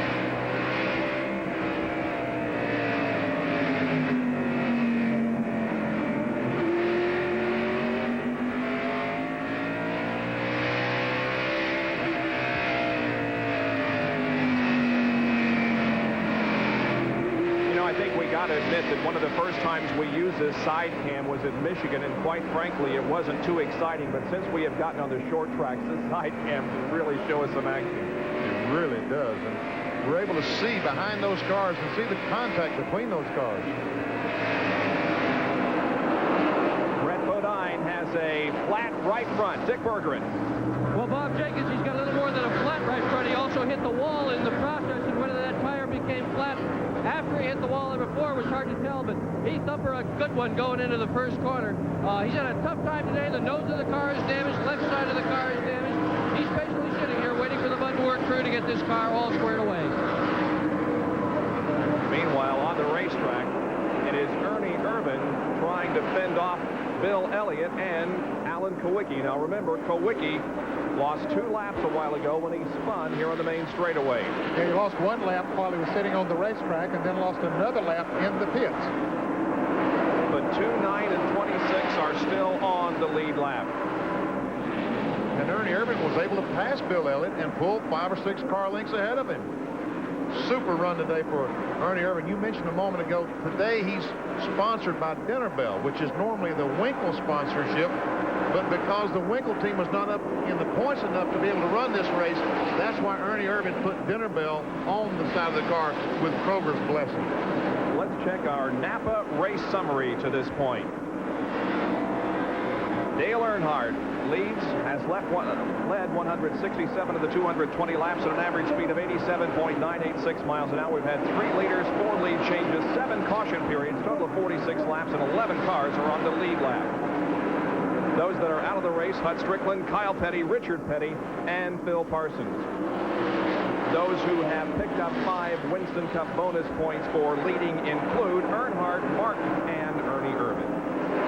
And as we mentioned, Dale Earnhardt is getting very close to leading the most laps during the day. He's not quite to that point yet that he can claim it, but it won't be too long if he stays out there, and that is another 5 bonus points. He has led all but 53 laps today, Dale Earnhardt has. Kowicki and Bill Elliott side by side. I started to say that Kowicki had finally taken the spot away, but no, Elliott came back on the outside. But now Kowicki does have the spot, and Ricky Rudd tries to move alongside the 9 car. And that will be for position. That was only track position as far as Kowicki was concerned, because as we mentioned, he is 2 laps down. Here's Ernie Irvin trying to pass Rusty Wallace. Don't you know this makes Ernie feel about as good as he possibly can to pass Rusty Wallace, and he goes by him. Let's go to Dick Berggren for a comment on the 2 car as Ernie Irvin salutes and waves to Rusty Wallace as he passes. Well, Bob Jenkins, Jeff Prospike, spotter down here, has been listening to the radio communication between Ernie Irvin and his crew, and it has been absolutely incredible. Ernie, just a few moments ago, radioed to the crew saying, let me get this straight. You want me to pass all the cars, save the tires, don't wreck, and win the race. His crew chief just said back one word, right. Not too much of an assignment, is it? Ernie Irvin has moved to 4th position, dropping Rusty Wallace back to 5th. A great run by Ernie. Well, another fellow that ran good at Martinsville along with Ernie Irvin was Dale Jarrett, who had his best finish ever, but he has taken the hardest Pontiac to the garage and out of the race. And as he was going into the garage, Lake Speed was coming back out of the garage. Speed has been in the garage area a long time, but now is back out there in competition. We focus in, meanwhile, on the battle for 2nd position. Jeff Bodine and Mark Martin. Here again, we see the green and white Skoll car was able to get by Jeff Bodine just a couple of laps ago. Now Mark Martin has run Jeff down. The blue number 6, that's Mark Martin, is Stroh's Light 4th Thunderbird, and he has position on Bodine. And that's Dick Trickle just behind these 2 as they race for position. Martin has the inside line, and here comes Dick Trickle in the number 84 car, and Mark Martin is going to go into 2nd spot. Now, Dick Trickle, under normal circumstances, would be in Nashville, Tennessee today for the All-American 400, a race that brings together top short track drivers from all over the country in various sanctioning organizations. But because of the rain out we had here 2 weeks ago and his commitment to Winston Cup, he is here today. But he said in the moments before this race that his heart really was in Nashville because he knew he could win that race. There must have been a song about that sometime along. My heart's in Nashville, but my heart's in North Wilkesboro. No, that's backwards, right? Well, it can't be any better than the rap song that we just heard on the short track races. Mark Martin, 2nd position now. Jeff Bodine is in 3rd. Dick Trickle, by the way, 2 laps down in 13th. And Mark Martin is running 4 1/4 seconds behind Dale Earnhardt. So Earnhardt is sort of checked out have them once again. It wasn't too long ago that we saw Jeff Bodine battling Earnhardt for the front position, then Earnhardt just started pulling away. Ernie Irvin is fourth and Rusty Wallace is fifth. But you know, Mark Martin's car seems to get better as the race wears on. Just like at Dover, Delaware, when we saw the race up there about a month ago. His car got a little bit better as the race wore on. And if this thing were to stay green the rest of the day, I'm not sure that Mark Martin will win the race. Let's go to Jerry Punch, who's caught up with Dale Jarrett. Well, Bob, a couple of weeks ago, this young driver led nearly 100 laps in Martinsville, Virginia. But today, Dale, it wasn't to be your day. From the very beginning, you just had trouble. People trying to run over you out of turn 4. But what finally put you out? Well, we've been running hot about the last 100 laps, and apparently we've got a head gasket going or something. We've just been trying to nurse it around, and just finally gave up before we tore the engine all to pieces and caused somebody else some trouble out there. So this wasn't a good day for the Hardee's Pontiac. Starting that far back, we didn't have a bad car. I got hit earlier and spun out, but that didn't hurt us too bad. But you know, being all the way back there just hurt our chances of having a good run here today. Dale Jarrett out of it in the Hardee's Pontiac.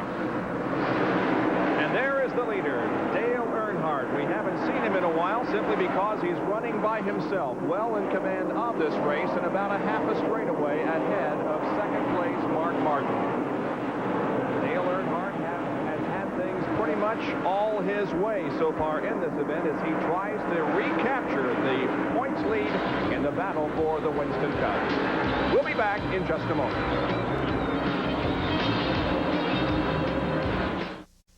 Darrell Waltrip is having trouble on the track. He's dropped back numerous positions. Jerry Punch is there to report on the trouble. There's a discussion going on behind me between Sandy Jones, Jeff Hammond, and the crew. Apparently, Darrell Waltrip has lost the brakes on the car. He is trying to pump the pedal to get a little bit of brake, but he's having to slow down. They have been showing some smoke. Possibly they may have cut a brake line. They may have some brake fluid leaking to the car. NASCAR official is standing there talking to the people in the tower. They, in turn, are talking to Jeff Hammond and the Tide crew. A tough break for Darrell Waltrip and the Tide Chevrolet. Darrell had remained on the lead lap and remained in the top 10, but now this problem has put him back a few positions. Let's check the top 10 with 248 laps completed. It's Earnhardt leading with Mark Martin second, then Jeff Bodine, Ernie Irvin, and Rusty Wallace. 6 through 10, Ricky Rudd, Bill Elliott, Morgan Shepherd, Terry Labonte, and Ken Schrader. And the 11th car, the only other one on the lead lap, would be Darrell Waltrip. Now, if the race were to end right now, Rusty Wallace would maintain his Winston Cup points lead over Dale Earnhardt by just 5, and Mark Martin would be 137 behind. And, you know, Darrell Waltrip going into this race still had a mathematical shot at the Winston Cup Championship, and the problems that he's having right now is just going to put him further behind, and, you know, with only 3 races remaining, he might not have a shot after today. Well, after today, we go next Sunday to Rockingham. There's second place Mark Martin. And he, you know, Mark Martin drives really strange because he's backing off, going in the corners a little earlier than some of the other cars. But once he gets in the corner, he's able to nail that throttle and drive off. And it appears to me like that Mark Martin has just radically changed his style because of the radial tires. What we have right now on bias ply tires slips and slides just like I like it. You know, the back slides a little bit more than the front does, and we can run as hard as we want to run, and we don't have to worry about losing it. We just slip and slide. When we put the radials on and try to do that, I crash. It's that simple. It's that simple. Well, he hasn't, he's got a little bit sideways there, but he hasn't crashed today. As I mentioned, 2 weeks ago in practice on Friday, he spun out 3 times trying to qualify. Now the number 5 car driven by Jeff Bodine. That's your third place machine at the moment. Bodine a lap down earlier with the contest, got it back in a caution period and finds himself third. Dick Berggren is with Waddell Wilson. Well, you have to be pleased with your run this afternoon, but can you run down those guys ahead of you, Waddell? Well, right now, Jeff says the car is loose again, but that's Wilkesboro. You know, normally here in the middle of the race, the cars get very loose, but we thought we had it cured today, but it's loose again. But hopefully we can get a caution and get it fixed. He runs real well here today. He's got a good shot at it. Indeed, he does. Any one of these guys that are on the lead lap has a chance at the victory. We still have quite a distance to go in this race, well over 100 laps, as we watch Dick Trickle now put some pressure on Jeff Bodine. Trickle is a couple of laps down at Miller High Line viewing. Well, Bob, now we only have 9 cars on the lead lap. Dale Earnhardt just lapped Ken Schrader, who's running in the 10th position. Terry Labonte is the next car, but he's pretty far. He's a full straightaway ahead of Earnhardt, so he's in no danger of going a lap down, but Rusty Wallace is in danger of losing 5th place. So that means if the race were to end right now, they would be tied for the point lead. That's right. From out the back class of Ricky Rudd's car, looking at Rusty Wallace. Ricky just passed him to move into 5th. Wallace's car not working the way that we normally see that Pontiac work on a short track. You know, I was on the Speed Week show with Bob Jenkins on Thursday evening, and Bob asked me who I felt like would have the advantage, and I said Earnhardt, because Rusty did not run well here in the spring. And whatever they have wrong in the spring, it seems to be has popped back up again, because you're right, Ned. Rusty Wallace is not running as well as we normally see him run. He really hasn't been in the hunt all day. He's never been up into a position to challenge for the lead. No, he has run good, but just not as good as he normally does. Let's go to the pits with Dick Berggren, who is with Rusty's crew chief, Barry Dodson. Well, Barry, you guys are not running in the leaders at this point. Can you adjust the car? What's wrong with it? We need to adjust it, Dick. The thing's too tight. We thought the track would loosen up.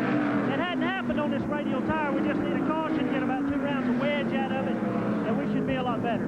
Well, one of the guys who's run real strong all day is the number 6, Mark Martin. His crew chief's with Jerry Punch. Jerry?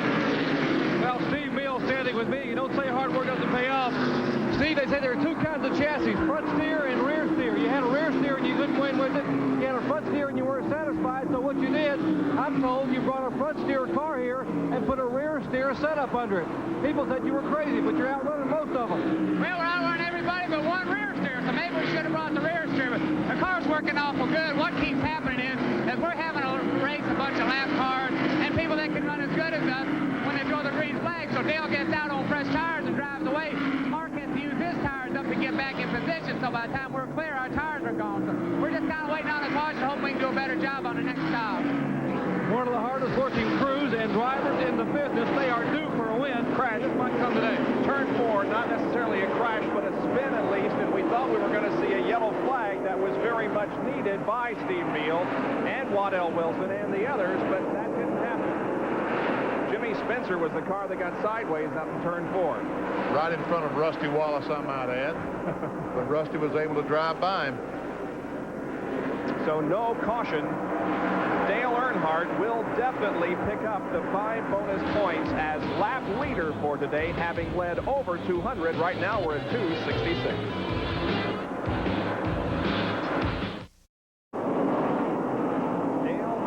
From Kannapolis, North Carolina, driver of the GM Goodwrench Chevrolet car number 3 is leading the Holly Farms 400. And Rusty Wallace finds himself in 6th position. So if the race were to end right now, the drivers would be tied. Here's our side cam as we look at Rusty.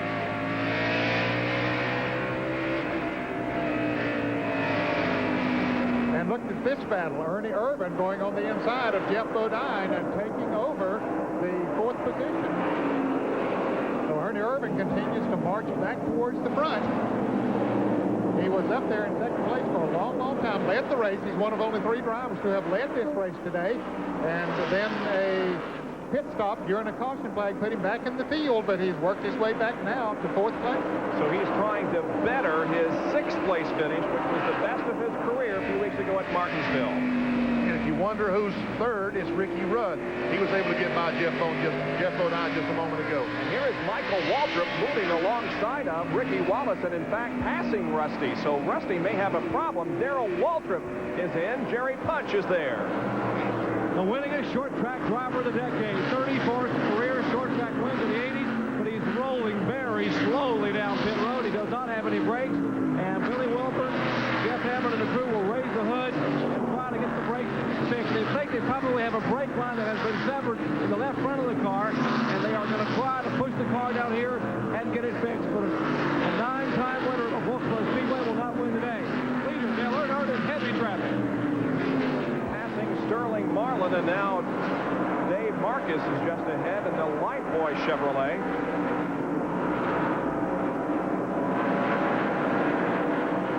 Earnhardt continues to pull away from the car number 6 of Mark Martin. He's building up to about a 6-point lead now. But the only car on the racetrack that is running as fast as Dale Earnhardt is Harry Gant.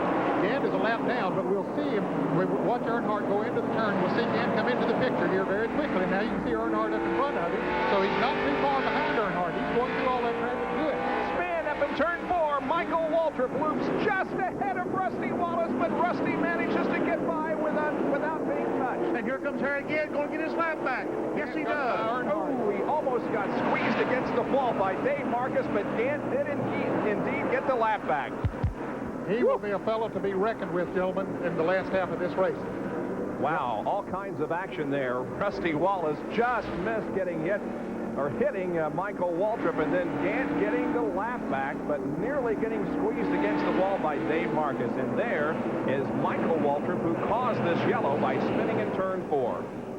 And he was directly in front of Rusty Wallace. Boy, was he. Directly.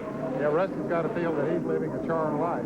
Oh, Michael is having a few words to say to Rusty Wallace. There might have been a little bit of contact between the two boys. The lap before, there had been some. I looked at it out on the racetrack, and there had been a little contact between them, and maybe there was a little bit more that time around. The leader in the pits, Dale Earnhardt. Jerry Punch right there to call it.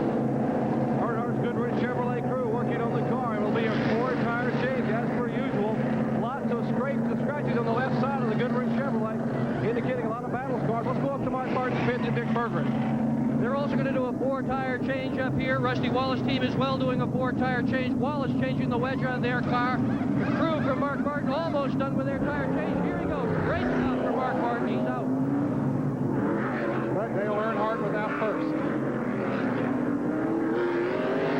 Here comes everybody else. There goes Rusty, Derek Cope. But I coming out a little bit late. Ernie Irvin was also late getting out. Comes Ken Schrader. And there's Harry Gant. Yep. So he will be back near the end. In fact, he probably will be at the end of the lead lap. He will be probably the 10th car on the lead lap. Let's take a look at the replay of Michael Waltrip's spin. Here he is just behind Jeff Bodine. And ahead, remember, of Rusty Wallace.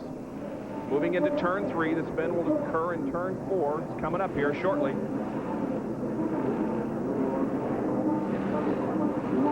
There he goes. Round he goes. We'll see Rusty in just a moment. Well, they never gets. Now we'll see him. There he is. Amazing. But Rusty got through unscathed. Michael Waltrip is seeing his brother Darrell in once again. Jerry Punch is right there. Darrell Waltrip back on pit road here, getting more service on the Tide Chevrolet as they have tried to get the brakes fixed. Then they have come back in and changed the tires on the car. They are looking over the area of the master cylinders. Darrell Waltrip having his troubles here at Wilkesboro Speedway. One driver is not having any problems is Dale Earnhardt. He shows the way. Stay tuned.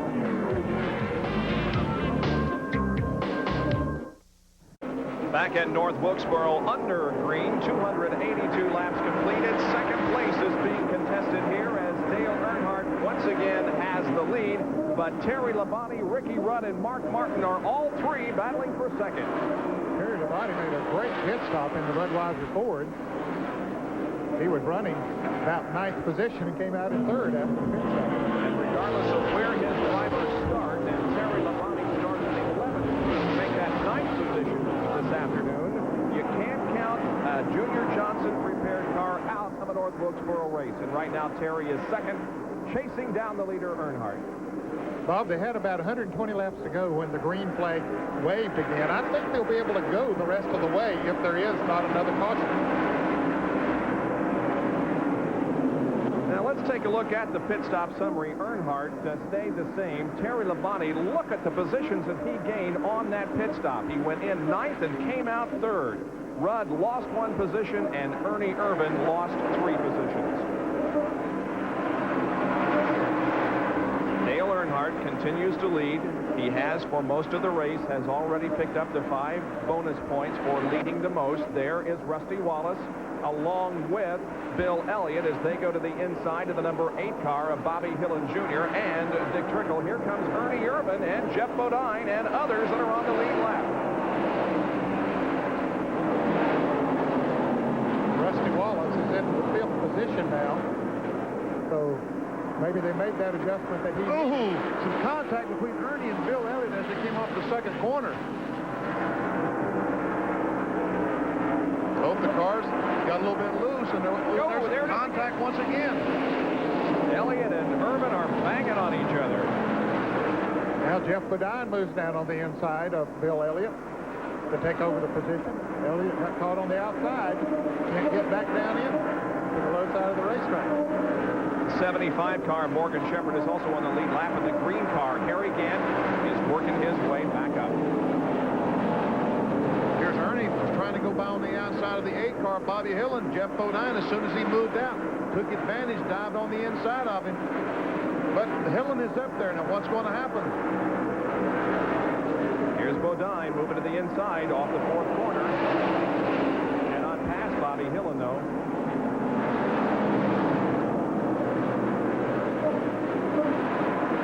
Bodine is now in 6th.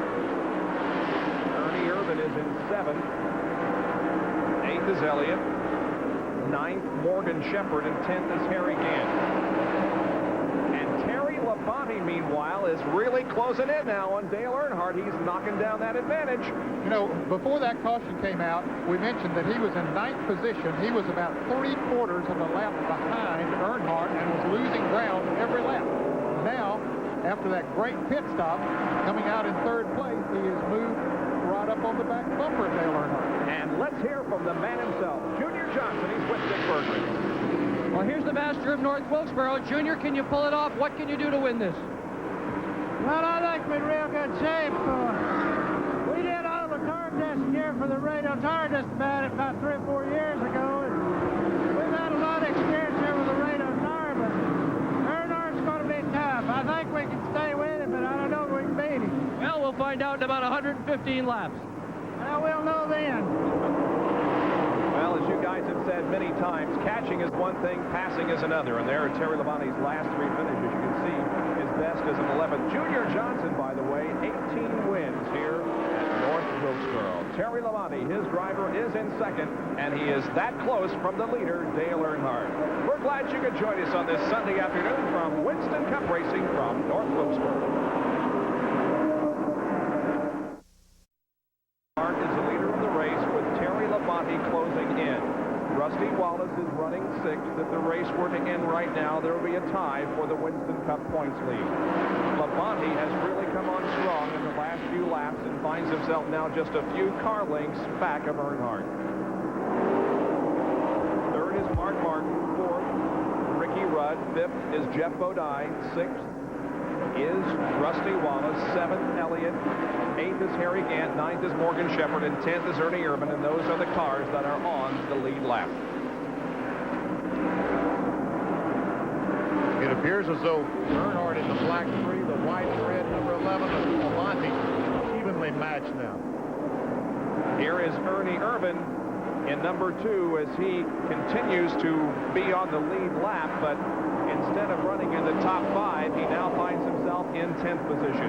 He has really been in some heavy traffic. He, Harry Gant, and Morgan Shepherd, Bill Elliott were all racing for position there with some lap cars. They were trying to get around Bobby Hillin and Jimmy Spencer, and Ernie got pushed a little high coming off of turn 4, and that cost him several positions. There's Morgan Shepherd running alongside of the 88 car of Jimmy Spencer as they touch, and Michael Waltrip is in the pit area. Now that's the reason why we're not showing you our side cam shots that we had for you earlier in the race, but Michael Waltrip is in the pits and the hood is up on that car as they work on it and try to get it back out there. There's Harry Gant trying to pass Bill Elliott. This is for about 7th spot, and Sterling Marlin is spun coming off the 4th corner. Kyle Petty driving that car now. He got in it a little while ago. I assume he's still in it. Kyle Petty. There is Kyle Petty in the 94 car as the caution comes out for the 9th time this afternoon. The Ultra Sunoco Oldsmobile headed backwards on the racetrack. That's Sterling Marlin's car, but again, we assume that Kyle Petty is still in it as he relieved Sterling a few laps ago. Okay, we've hit stop time again. No question but what they could go the rest of the way from here. Of course, they could have anyway. As far as gas was concerned, they only had 120 laps to go when the green flag waved before, but now the caution out, and I'll bet they'll all come in for new tires. We shall see in a half a lap. This is the break that Harry Gant needed because, as Ned Jarrett mentioned, he was an awfully fast race car, but in the middle of heavy traffic, Earnhardt had pulled away for about a half lap advantage. Now Harry Gant able to make a pit stop and pull up in about 5th or 6th spot behind Earnhardt. Let's see if they pit. Yep, here comes Dale Earnhardt. Jerry Punch will call the stops by the leader. Dale Earnhardt brings the Goodrich Chevrolet in. He's on top of your screen. Terry Labonte in the car number 11 on the bottom of your screen. Earnhardt almost overshoots the pits, but they're working on the car. Right side charge for Terry Labonte. Likewise, that's for Dale Earnhardt in the Goodrich Chevrolet. Kurt Chevrolet and the crew now going to the left side. Same way with Labonte. Tim Brewer, Mike Hill in the crew now. Pete Wright working on the Budweiser Ford for Terry Labonte. It's a crew chief race here in the pit. Earnhardt's car off the jack, get down and away. Still working on Labonte's car. Here comes Terry Labonte now.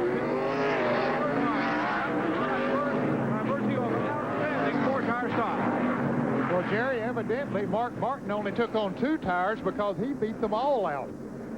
So Mark Martin should be the leader of this race once we restart it because he got out ahead of both of them. I think he only took on right side tires. Well, we will be answering that question in just a few moments. Meanwhile, we're going to take another break while we are under caution here at North Wilkesboro in the Holly Farms 400. Stay with us.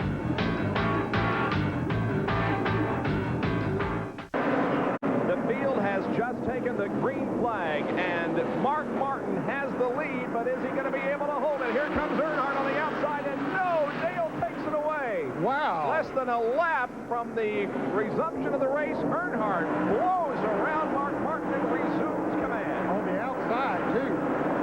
Mark Martin just can't get going on the restarts, and early on, see, Ricky Rudd is going to try to take second away going down the back straightaway. Well, Martin only took on 2 tires. We did confirm that, and I think that was a mistake. Let's go to Dick Berggren, who's with Steve Meal, and he can tell us the strategy in this. Well, Mark, you only took 2, and everybody else took 4. Do you now wish you had taken 4? Well, we've been too tight all the time after a restart on new tires, so we really need to run a long time under the green. Hasn't been happening, so we decided we got 2 tires. We'll be loose enough to run the last 90 laps, maybe be in good shape. It's just a gamble. We'll see what happens. It's not over yet. Last week in Charlotte, when everybody else took on 2 tires, they took on 4. So they're using a different strategy than everybody else, it seems, up and down pit road, trying to get that elusive first win. Mark Martin is now 4th, and right behind him is Bill Elliott. It's Earnhardt, Rudd, Labonte, then Martin. Then here comes Bill Elliott. Jeff Bodine is next, followed by Morgan Shepherd, and then Rusty Wallace. And then Ernie Irvin and Harry Gant. Gant came out in 10th place, so Benny, that what we thought helped him a great deal there didn't help him quite as much because he came out in 10th out of the pits. No, he didn't. Because by the time he gets back up to 4th or 5th, he'll still be a half lap down. Jeff Bodine is really all over Bill Elliott for 5th position. Elliott has run a good race today, but he hasn't been a factor as far as running up front. Now he gets a little tap from Jeff Bodine, but he has kept the car in the lead lap all day, so you got to hand it to him. He's driven a great race. I tell you what, this has been one of Bill Elliott's better races on a shorter racetrack. Although he did win Bristol a couple years ago. When he and that fellow right beside him got together and gave us a very exciting run up at Bristol. Earlier this year here at North Wilkesboro in the first Union 400, Bill Elliott finished 22nd. And Jeff Bodine is passing him now down the backstretch. Elliott a little reluctant to give up the position, but he finally has to. And Jeff Bodine goes to 5th. Morgan Shepherd, Rusty Wallace, Harry Gant, Ernie Irvin. All those cars on the lead lap. Also, Kenny Schrader, the orange car, maroon car behind Ernie. No, he's a lap down. Schrader is a lap down. Earnhardt lapped him. There is Rusty Wallace, who is just ahead of Harry Gant. Running in 8th place. And I'll tell you what, now, if the race were to end, Rusty would lose the lead. Yes, he would. Dale Earnhardt would be in the lead, I believe, by 10 points. 9 or 10. Well, you know, in the Charlotte Observer today, Tom Higgins wrote a quote from Rusty Wallace. He said, I feel like I will lose the championship, the lead Points back to Earnhardt, right? The points chase, but I'm still going to win the championship. There you can see some of the cars that are out of the race, and Rick Wilson and Derek Cope remain behind the wall. That is interesting that Rusty would say he thinks he's going to lose the points lead, but eventually win the championship. Now, coming up, and by the way, the last 3 races will be here on ESPN for you to enjoy as you follow the Winston Cup battle with us next Sunday at Rockingham, North Carolina Motor Speedway. Then a couple of weeks after that, it'll be Phoenix, Arizona. Our second visit to that track for Winston Cup competition. We'll close it out in Atlanta. Harry Gant had a nose up under Rusty Wallace, but Gant saw Larry Pearson up in front of him, and he had to back off, get down on the inside of the track. He'll get another run at it here. No in-car shots at the moment because our helicopter has had to land for fuel.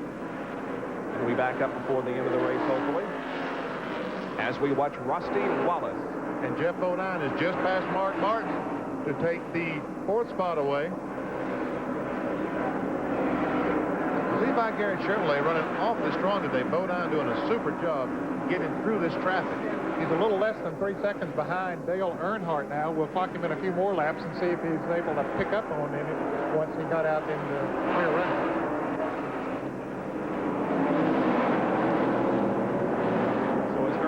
Rudd, Labonte, then Jeff Bodine and Mark Martin, followed by Elliott, then Shepard, Gant, Rusty Wallace, and Ernie Irvin. So Harry has picked up 8th spot.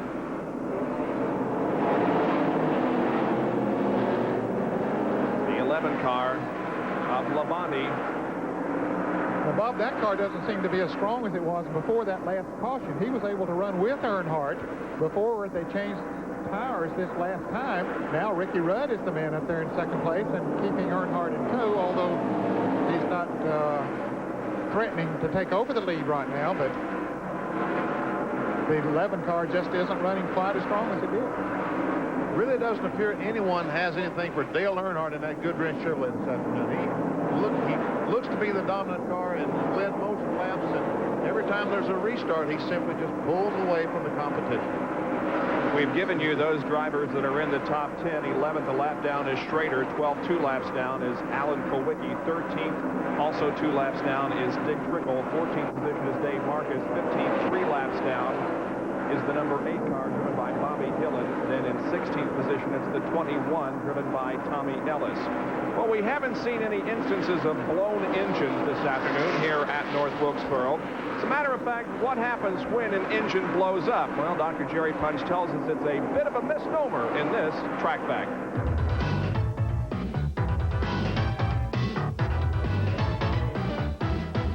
Track Facts are brought to you by the Robert Bosch Corporation, makers of Bosch Platinum, the ultimate spark plug. You've all heard us talking about someone blowing up a motor during a race and the big plume of smoke will come out and the safety trucks are on the track for a few laps. Well, they really don't blow up a motor. They actually blow down. Let me show you what I mean. Take a look here in the side of this oil pan. For this unfortunate driver, a large hole here, race fans, that actually shouldn't be here. It's where part of the crank and some of the rods came through the side of the oil pan, and quarts of oil were dumped on the racetrack. A tough break for this driver, a tough break for any driver in a tight point battle, be it Busch Grand National or a Winston Cup. A blown motor. Clear evidence here that something you don't want to have. Nothing like that this afternoon, but the action has been hot and heavy on the racetrack as we're at the Holly Farms 400 with 332 laps completed.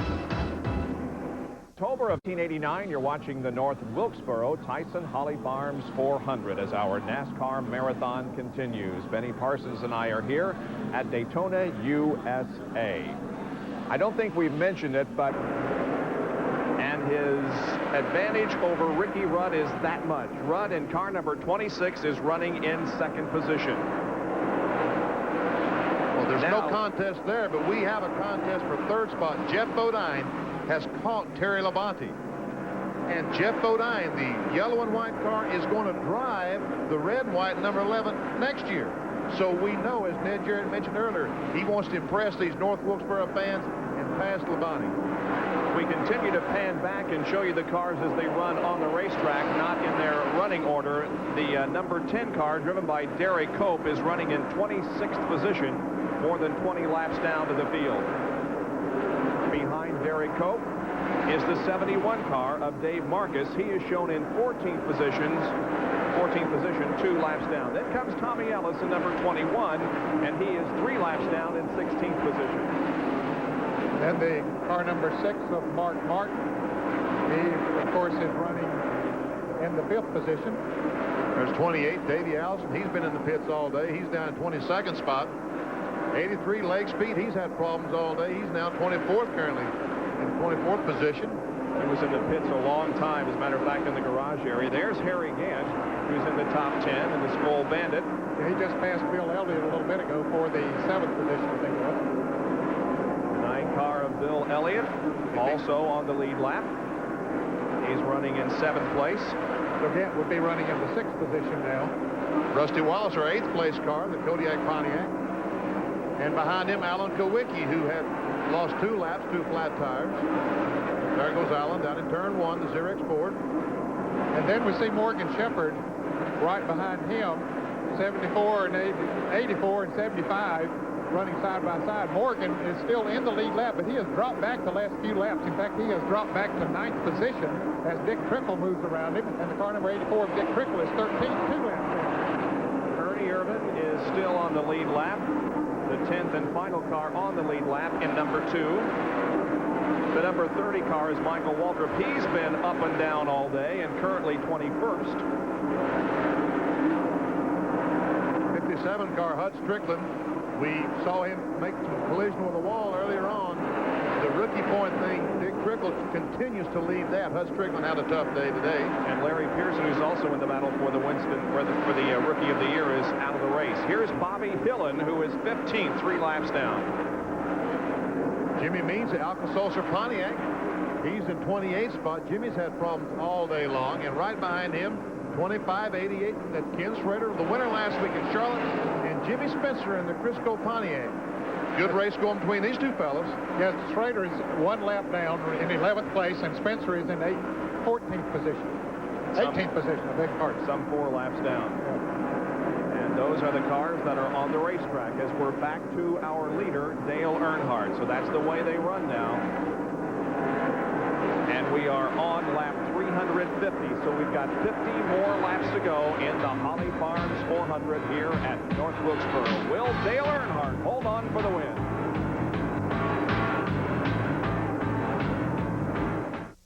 Most of the way in this race so far. He was the pole sitter, and of course we started according to points before Charlotte, and he took the lead at the beginning of the race and has held it most of the time. You know, they're talking about race car drivers hearing noises in their cars, as well as that car has run today. And as early as he went out of the race last week at Charlotte, you suppose that Earnhardt is concerned about what could go wrong with this car today. Is it going to happen? Am I going to be able to stay out here? You know, those things has to be going through his mind. You would think so, especially after what happened last week in a mechanical problem that just eliminated him from the race completely at the end of only 13 laps. Ooh, look at him battle the wheel coming off the corner. Here's Rusty Wallace, number 27, and Bill Elliott in number 9. Now, I mentioned a few minutes ago that Larry Pearson was out of the race. He is, and he's back out on the racetrack. You can see him there as Rusty Wallace and Bill Elliott pass by. In fact, Bob, of the 30 cars that started this race, 27 of them are back out on the racetrack. We have shown graphics of some cars out of the race. The only 3 cars that are in the garage area right now are the 2 Pettys, Kyle and Richard Petty, and Dale Jarrett. Rusty Wallace trying to hold his position. He just passed Bill Elliott to move up into 7.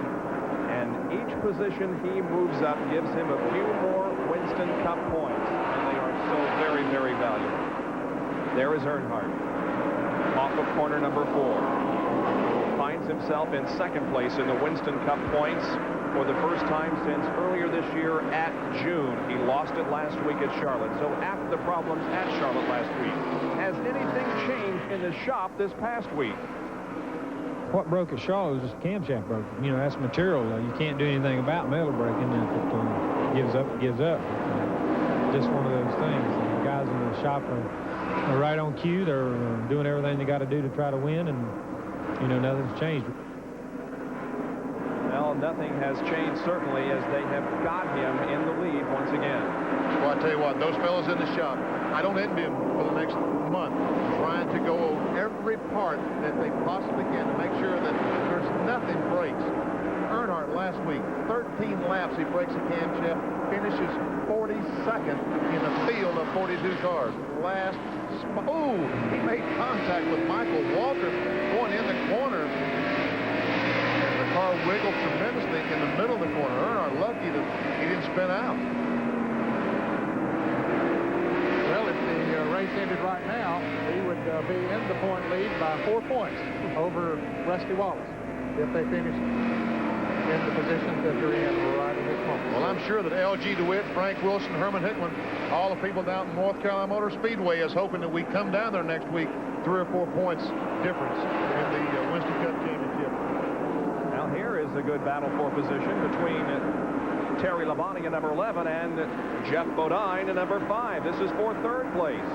Second is Ricky Rudd, but this is the battle for third now. Oh, we have a car in the wall. Jimmy Spitzer slides up and bumps the wall between turns 3 and 4. The car is still moving. It's going backwards on the racetrack. NASCAR has still not thrown a caution flag. And I don't believe he can get back down across the racetrack. If he does, he's going to run into somebody because the car is all the way around the track. Yellow's out. Earnhardt takes the yellow flag.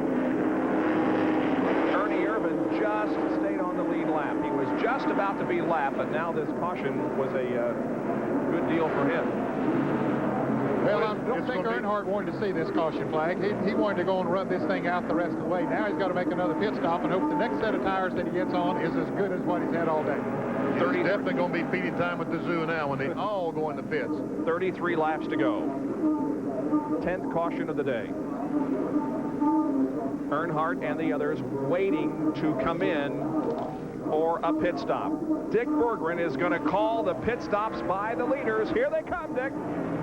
Yeah, Earnhardt's coming down pit road. Cecil Gordon was way out by the wall. Earnhardt's on the top. Ricky Rudd, who's been running second, is on the bottom. Both teams, as you can see, working the right side tires right now. They've got the left side lug nuts loosened up on both. Doesn't seem to be either one with a big advantage, but Earnhardt's guys, David Smith just came around with a jack. They're a little bit ahead. Earnhardt a little bit ahead on this pit stop. Smoke coming off the left front. That's where the brake would let a little smoke come off. Earnhardt's down and away. Boy, he did it again. Earnhardt's guys beat Rudd. Rudd's guys could not have tried any harder. One of them fell down, pushing that car down pit road. Wow. And the guy that gained the most on that pit stop, Dick Berggren, was Rusty Wallace. Exactly. He went right. in the pits running, what, about 8th position? Yep. Came out running 3rd. Yep.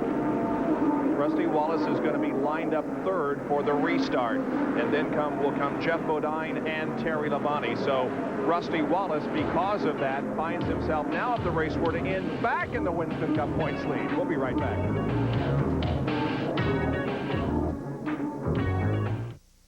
Third, but look at the positions that he picked up in the pits. He went in 7th, came out 3rd, but we've got to remind you that Rusty Wallace took on only 2 tires, and most everybody else got 4. And you can see perhaps right now that being evident as here comes Jeff Bodine and Terry Labonte and Bill Elliott. Yeah, that 2-tire change might have cost him like it did Mark Martin a moment ago, but Rusty's car had been pushing all day, and Mark Martin's had too, and so they chose to gamble that way to try to get the track position, but just lost 3rd position. Jeff Bodine. Jeopardy of going down another position as Terry Labonte takes 5th away. Rusty is in 5th. Ooh, and Bill Elliott gets sideways after contact from behind by Mark Martin. Yep, they're running awfully close. Too close. So really that advantage that he got in the pits is almost erased at this moment. Oh, it looks he lost the back end just a little bit more off that corner. Bill Elliott looks like he's going to have to go by on the outside. He's going to try it. And you can see the traction he gets. 3 abreast. Oh, boy. Can this work? Somebody's got to back out. Oh, and it's going to be Rusty. And here comes Harry again. Meanwhile, Meanwhile, here's Mark Martin and Bill Elliott going at it side by side as we watch from Harry Gant's car. Yeah, I don't believe that was a good move on the Kodiak team to just put on those 2 tires. Same as Mark Martin a moment ago. That just didn't work for Mark. Hasn't worked for Rusty. Morgan Shepherd has went by Rusty Wallace. He's now in 9th position. Rusty Wallace is back to 9th, so that was a position behind where he was before the pit stop. And here is Bill Elliott and Mark Martin as they contest the 5th spot.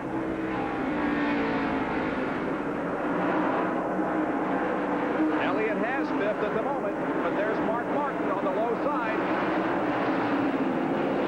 Harry Gant just sitting there waiting for a place to open up that he can put that full Oldsmobile in. All 4 of these cars that are running side by side and nose to tail are battling for position. All are on the lead lap. Elliott, Martin, Gant, and Morgan Shepherd. And there is Shepherd's car from Gant's bumper can. Back to the leaders. Meanwhile, it is Earnhardt who now is beginning to get some green in his rearview mirror as here comes Ricky Rudd. Remember last year here at this race, Rudd with an outstanding performance. That was our Pure Laner replay, and it looks almost identical to last year's race.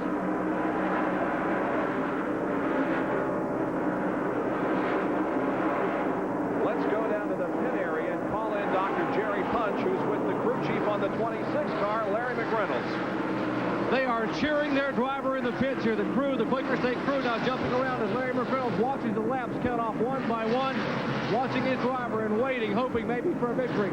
Last year, the car is so strong here at the short track.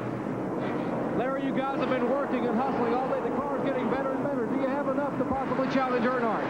I don't know. I believe Dale's going to have to slip a little bit. He hadn't slipped all day long, although right now we're a little bit quicker than Dale.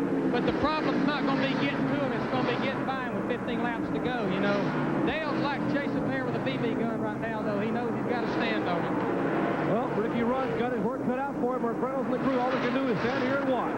Well, I can tell you, I like a fellow that tells it like it is, and he said it exactly the way that it is. But look at this great race going on.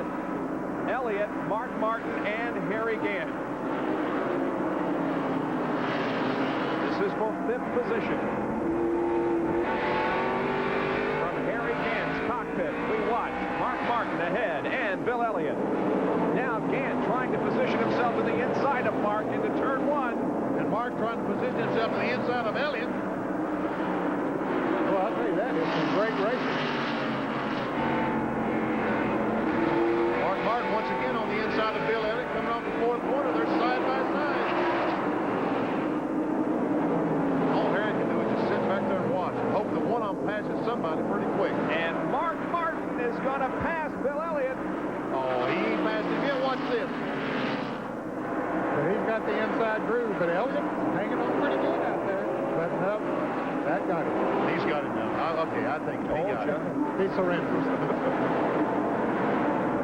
But Elliott's car has been running high all day and doing a good job. Now let's drop back and show you the distance between that group of cars and Rusty Wallace. And here, Rusty has got his hands full trying to hold on to 9th position. Ernie Irvin is just about to take 9th position away from Rusty. And at the line, Irvin with about a half a car length advantage. This is the battle for 9th position and the final spot on the lead lap.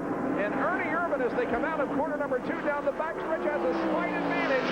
But Rusty is going to battle to the end to hold on. Boy, I'll bet Barry Dodson and the Kodiak crew would like to make that pit stop over again.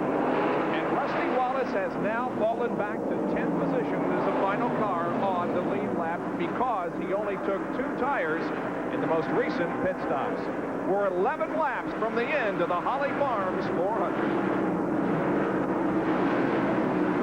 Dale Earnhardt had slipped a little, and Ricky Rudd was just about to catch him. However, the yellow is out because of a spin in turn number 2 involving Bobby Hillen and Ken Schrader. And Rusty Wallace will dive in the pits and take on 4 tires, and that might be an advantage for him because none of the other cars is going to pit. Probably not. They can't afford to take a chance. And Rusty didn't. Well, no, but the pit might not have been open, Benny. At that time, he might need to go back around the next time before he can come into the pit. Okay, that's a good point, because there they are with a pit board. Darrell Elliott, the engine builder, chief engine builder on the car with a pit board. While we were away for commercial, Dale Earnhardt got out of shape coming out of turn number 4 and slipped a little, and boy, Ricky Rudd pulled right up on his back bumper. And had that caution not come out, we would have had a real battle up front, and we still may have it. And look, Ricky Rudd's crew is out waiting for him, or is that a decoy? Decoy. It isn't a decoy. Now, we'll see. They're all out there. You know, they want those other crew members to see them, but no, they didn't come in the pit. And Rusty isn't either. Well, Rusty didn't come in, and that does surprise me, Benny, that he didn't come in, although they don't have but a few more laps to go. But he had absolutely nothing to lose but a set of tires because he was already running in 10th place. There's no other car on the lead lap. So that's a little surprising that he would not have come in and took on some tires. We're going to get the green flag on lap 397. We'll have 3 more racing laps to go. And it appears as if it's going to be a battle among Dale Earnhardt, Ricky Rudd, Jeff Bodine, Terry Labonte, Mark Martin, and who else? Yeah, who else? I'll tell you, now let's watch Earnhardt on this restart. He has some kind of a transmission in that thing, because he really gets a jump when he takes off. Look at it. Here it is. Green flag is out. 3 more laps to go. But Ricky Rudd was ready for it. Yeah, he was. He is right with him. Ricky Rudd in the Quaker State Buick. We ride with him. Spin in turn 1. Bobby Hillin against the wall again. We'll see if the yellow comes out. Yeah, I don't believe he's going to get off of that wall. But let's see. No, there's Lee. Yeah, he did get off the wall. He did get off the wall. No yellow. 2 laps to go. White flag will come out next time around. Here comes Ricky Rudd moving to the inside of Dale Earnhardt. He's not going to be able to pass him at the moment. Let's see what happens on the final lap of the race. Here comes the field down for the white flag. 1 more to go. Rudd is inside of Dale Earnhardt as they go into turn number 1, and both of them spin. And Jeff Bodine takes the lead. Earnhardt spins along with Ricky Rudd. Here comes Jeff Bodine, who'll come down and win the Holly Farms 400. Bodine wins as both Earnhardt and Ricky Rudd spin on the last lap. And Rusty Wallace is going to finish ahead of Dale Earnhardt. Wow. Short track racing.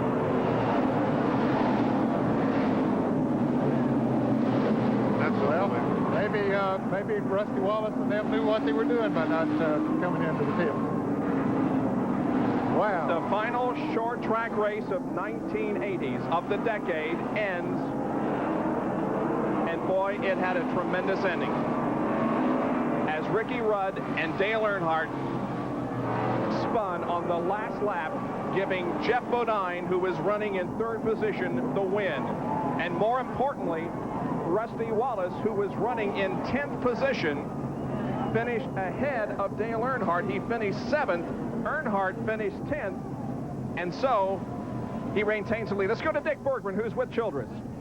Well, Richard, you had quite a view of that thing. What do you see happen? They was just racing hard. I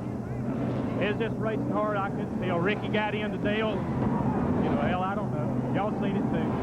What were you telling your driver? You were just talking to Dale. What were you telling him, and what was he telling you? I just told all of them to be cool. You know, we just can't afford no trouble now. We give it our best shot. That's the way it goes. Now they're looking up pit road now. The crews are going up pit road. Everybody's headed up pit road right now. Both the Childress crew is on its way up pit road, and also the Quaker State crew on the way up pit road. And while all this is happening, Jeff Bodine has pulled into victory lane and wins the Holly Farms 400. We'll be right back.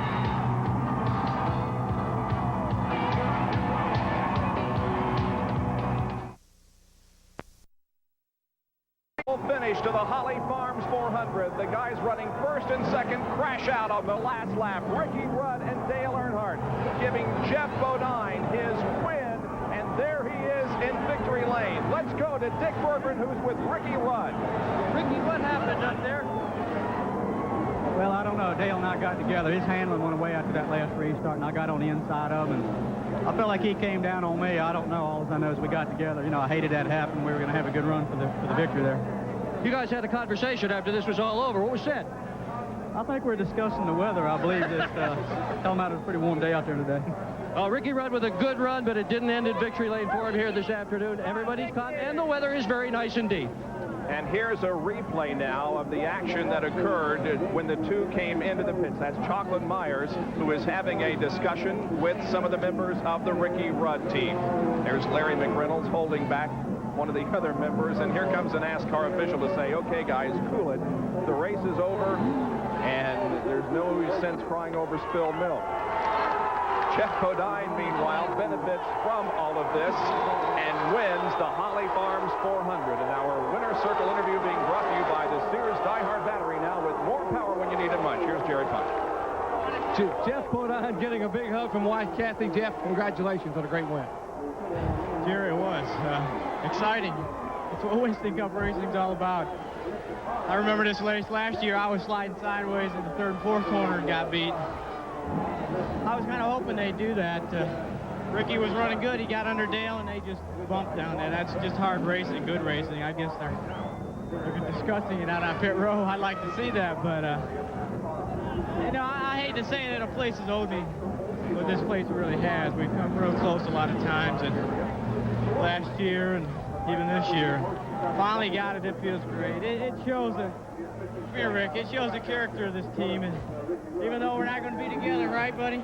We're still friends, and we're still racing hard, and we're always going to be friends. Always. Always. And, great job. Great job. Well, your win today, Rick Hendrick, the car owner, your win today clinches a 7th consecutive Manufacturers Championship for Chevrolet. And you did it the hard way from a lap down. Well, we did. I'm glad for Chevrolet. I won't be with them next year. I'm going to be with Ford, but I'm glad we did this for Chevrolet and finally got a win this year. And it's been a long time, but we're going to miss you, Rick. Miss you, Jeff. Love you, buddy. Poignant here in victory lane as Jeff Bodine wins the Holly Farms 400. An exciting last 3 laps. And he broke a 41-race winless streak, his last at Pocono in 1988. And there are the unofficial point standings at the conclusion of this race. Rusty Wallace holds on to the Winston Cup points lead, but it's only by 37 now over Dale Earnhardt. And Mark Martin finds himself 128 behind the leader, Rusty Wallace. Next week at Rockingham, North Carolina, then at Phoenix, and then Atlanta. Our top 20 finishers here this afternoon. The winner, Jeff Bodine, Mark Martin second, Terry Labonte, Harry Gant, and Morgan Shepherd. Finishing 6 through 10, Bill Elliott, Rusty Wallace, Ernie Irvin, Ricky Rudd, and Dale Earnhardt. 11th was Kowicki, 12th Dick Trickle, 13th Ken Schrader, 14th Dave Marcus, 15th Tommy Ellis, and then finishing in the 16th through 20th positions. We will check in. There they are: Bodine, Spencer, Hillen, and Waltrip. Dick Bergman is with Dale Earnhardt. Dale, what happened up there? Really seen it on TV. Well, how do you see it? You obviously were involved. I gave him the whole bottom lane. You know. Dale Earnhardt obviously upset about this situation. Obviously not. How will this affect your championship view from here on? You got 3 more to go. What do you think? They ought to find that son of a bitch and make him sit out the rest of the year.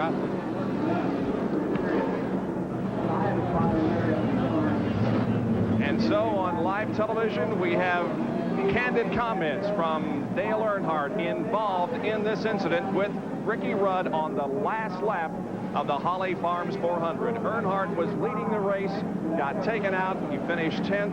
Rusty Wallace went on to maintain the Winston Cup points lead, and, well, Jeff Bodine, who was running 3rd, came out as the winner of the race. Well, last year, as he said, he got in a similar situation, and he finished 3rd. This year, he finished 1st. And I'm telling you what, it was an unbelievable finish. But as someone said, Jeff Bodine said, that's what Winston Cup racing is all about. We're always continually having finishes like that. How we do it, I don't know. And we've got 3 more races to go, and I think you can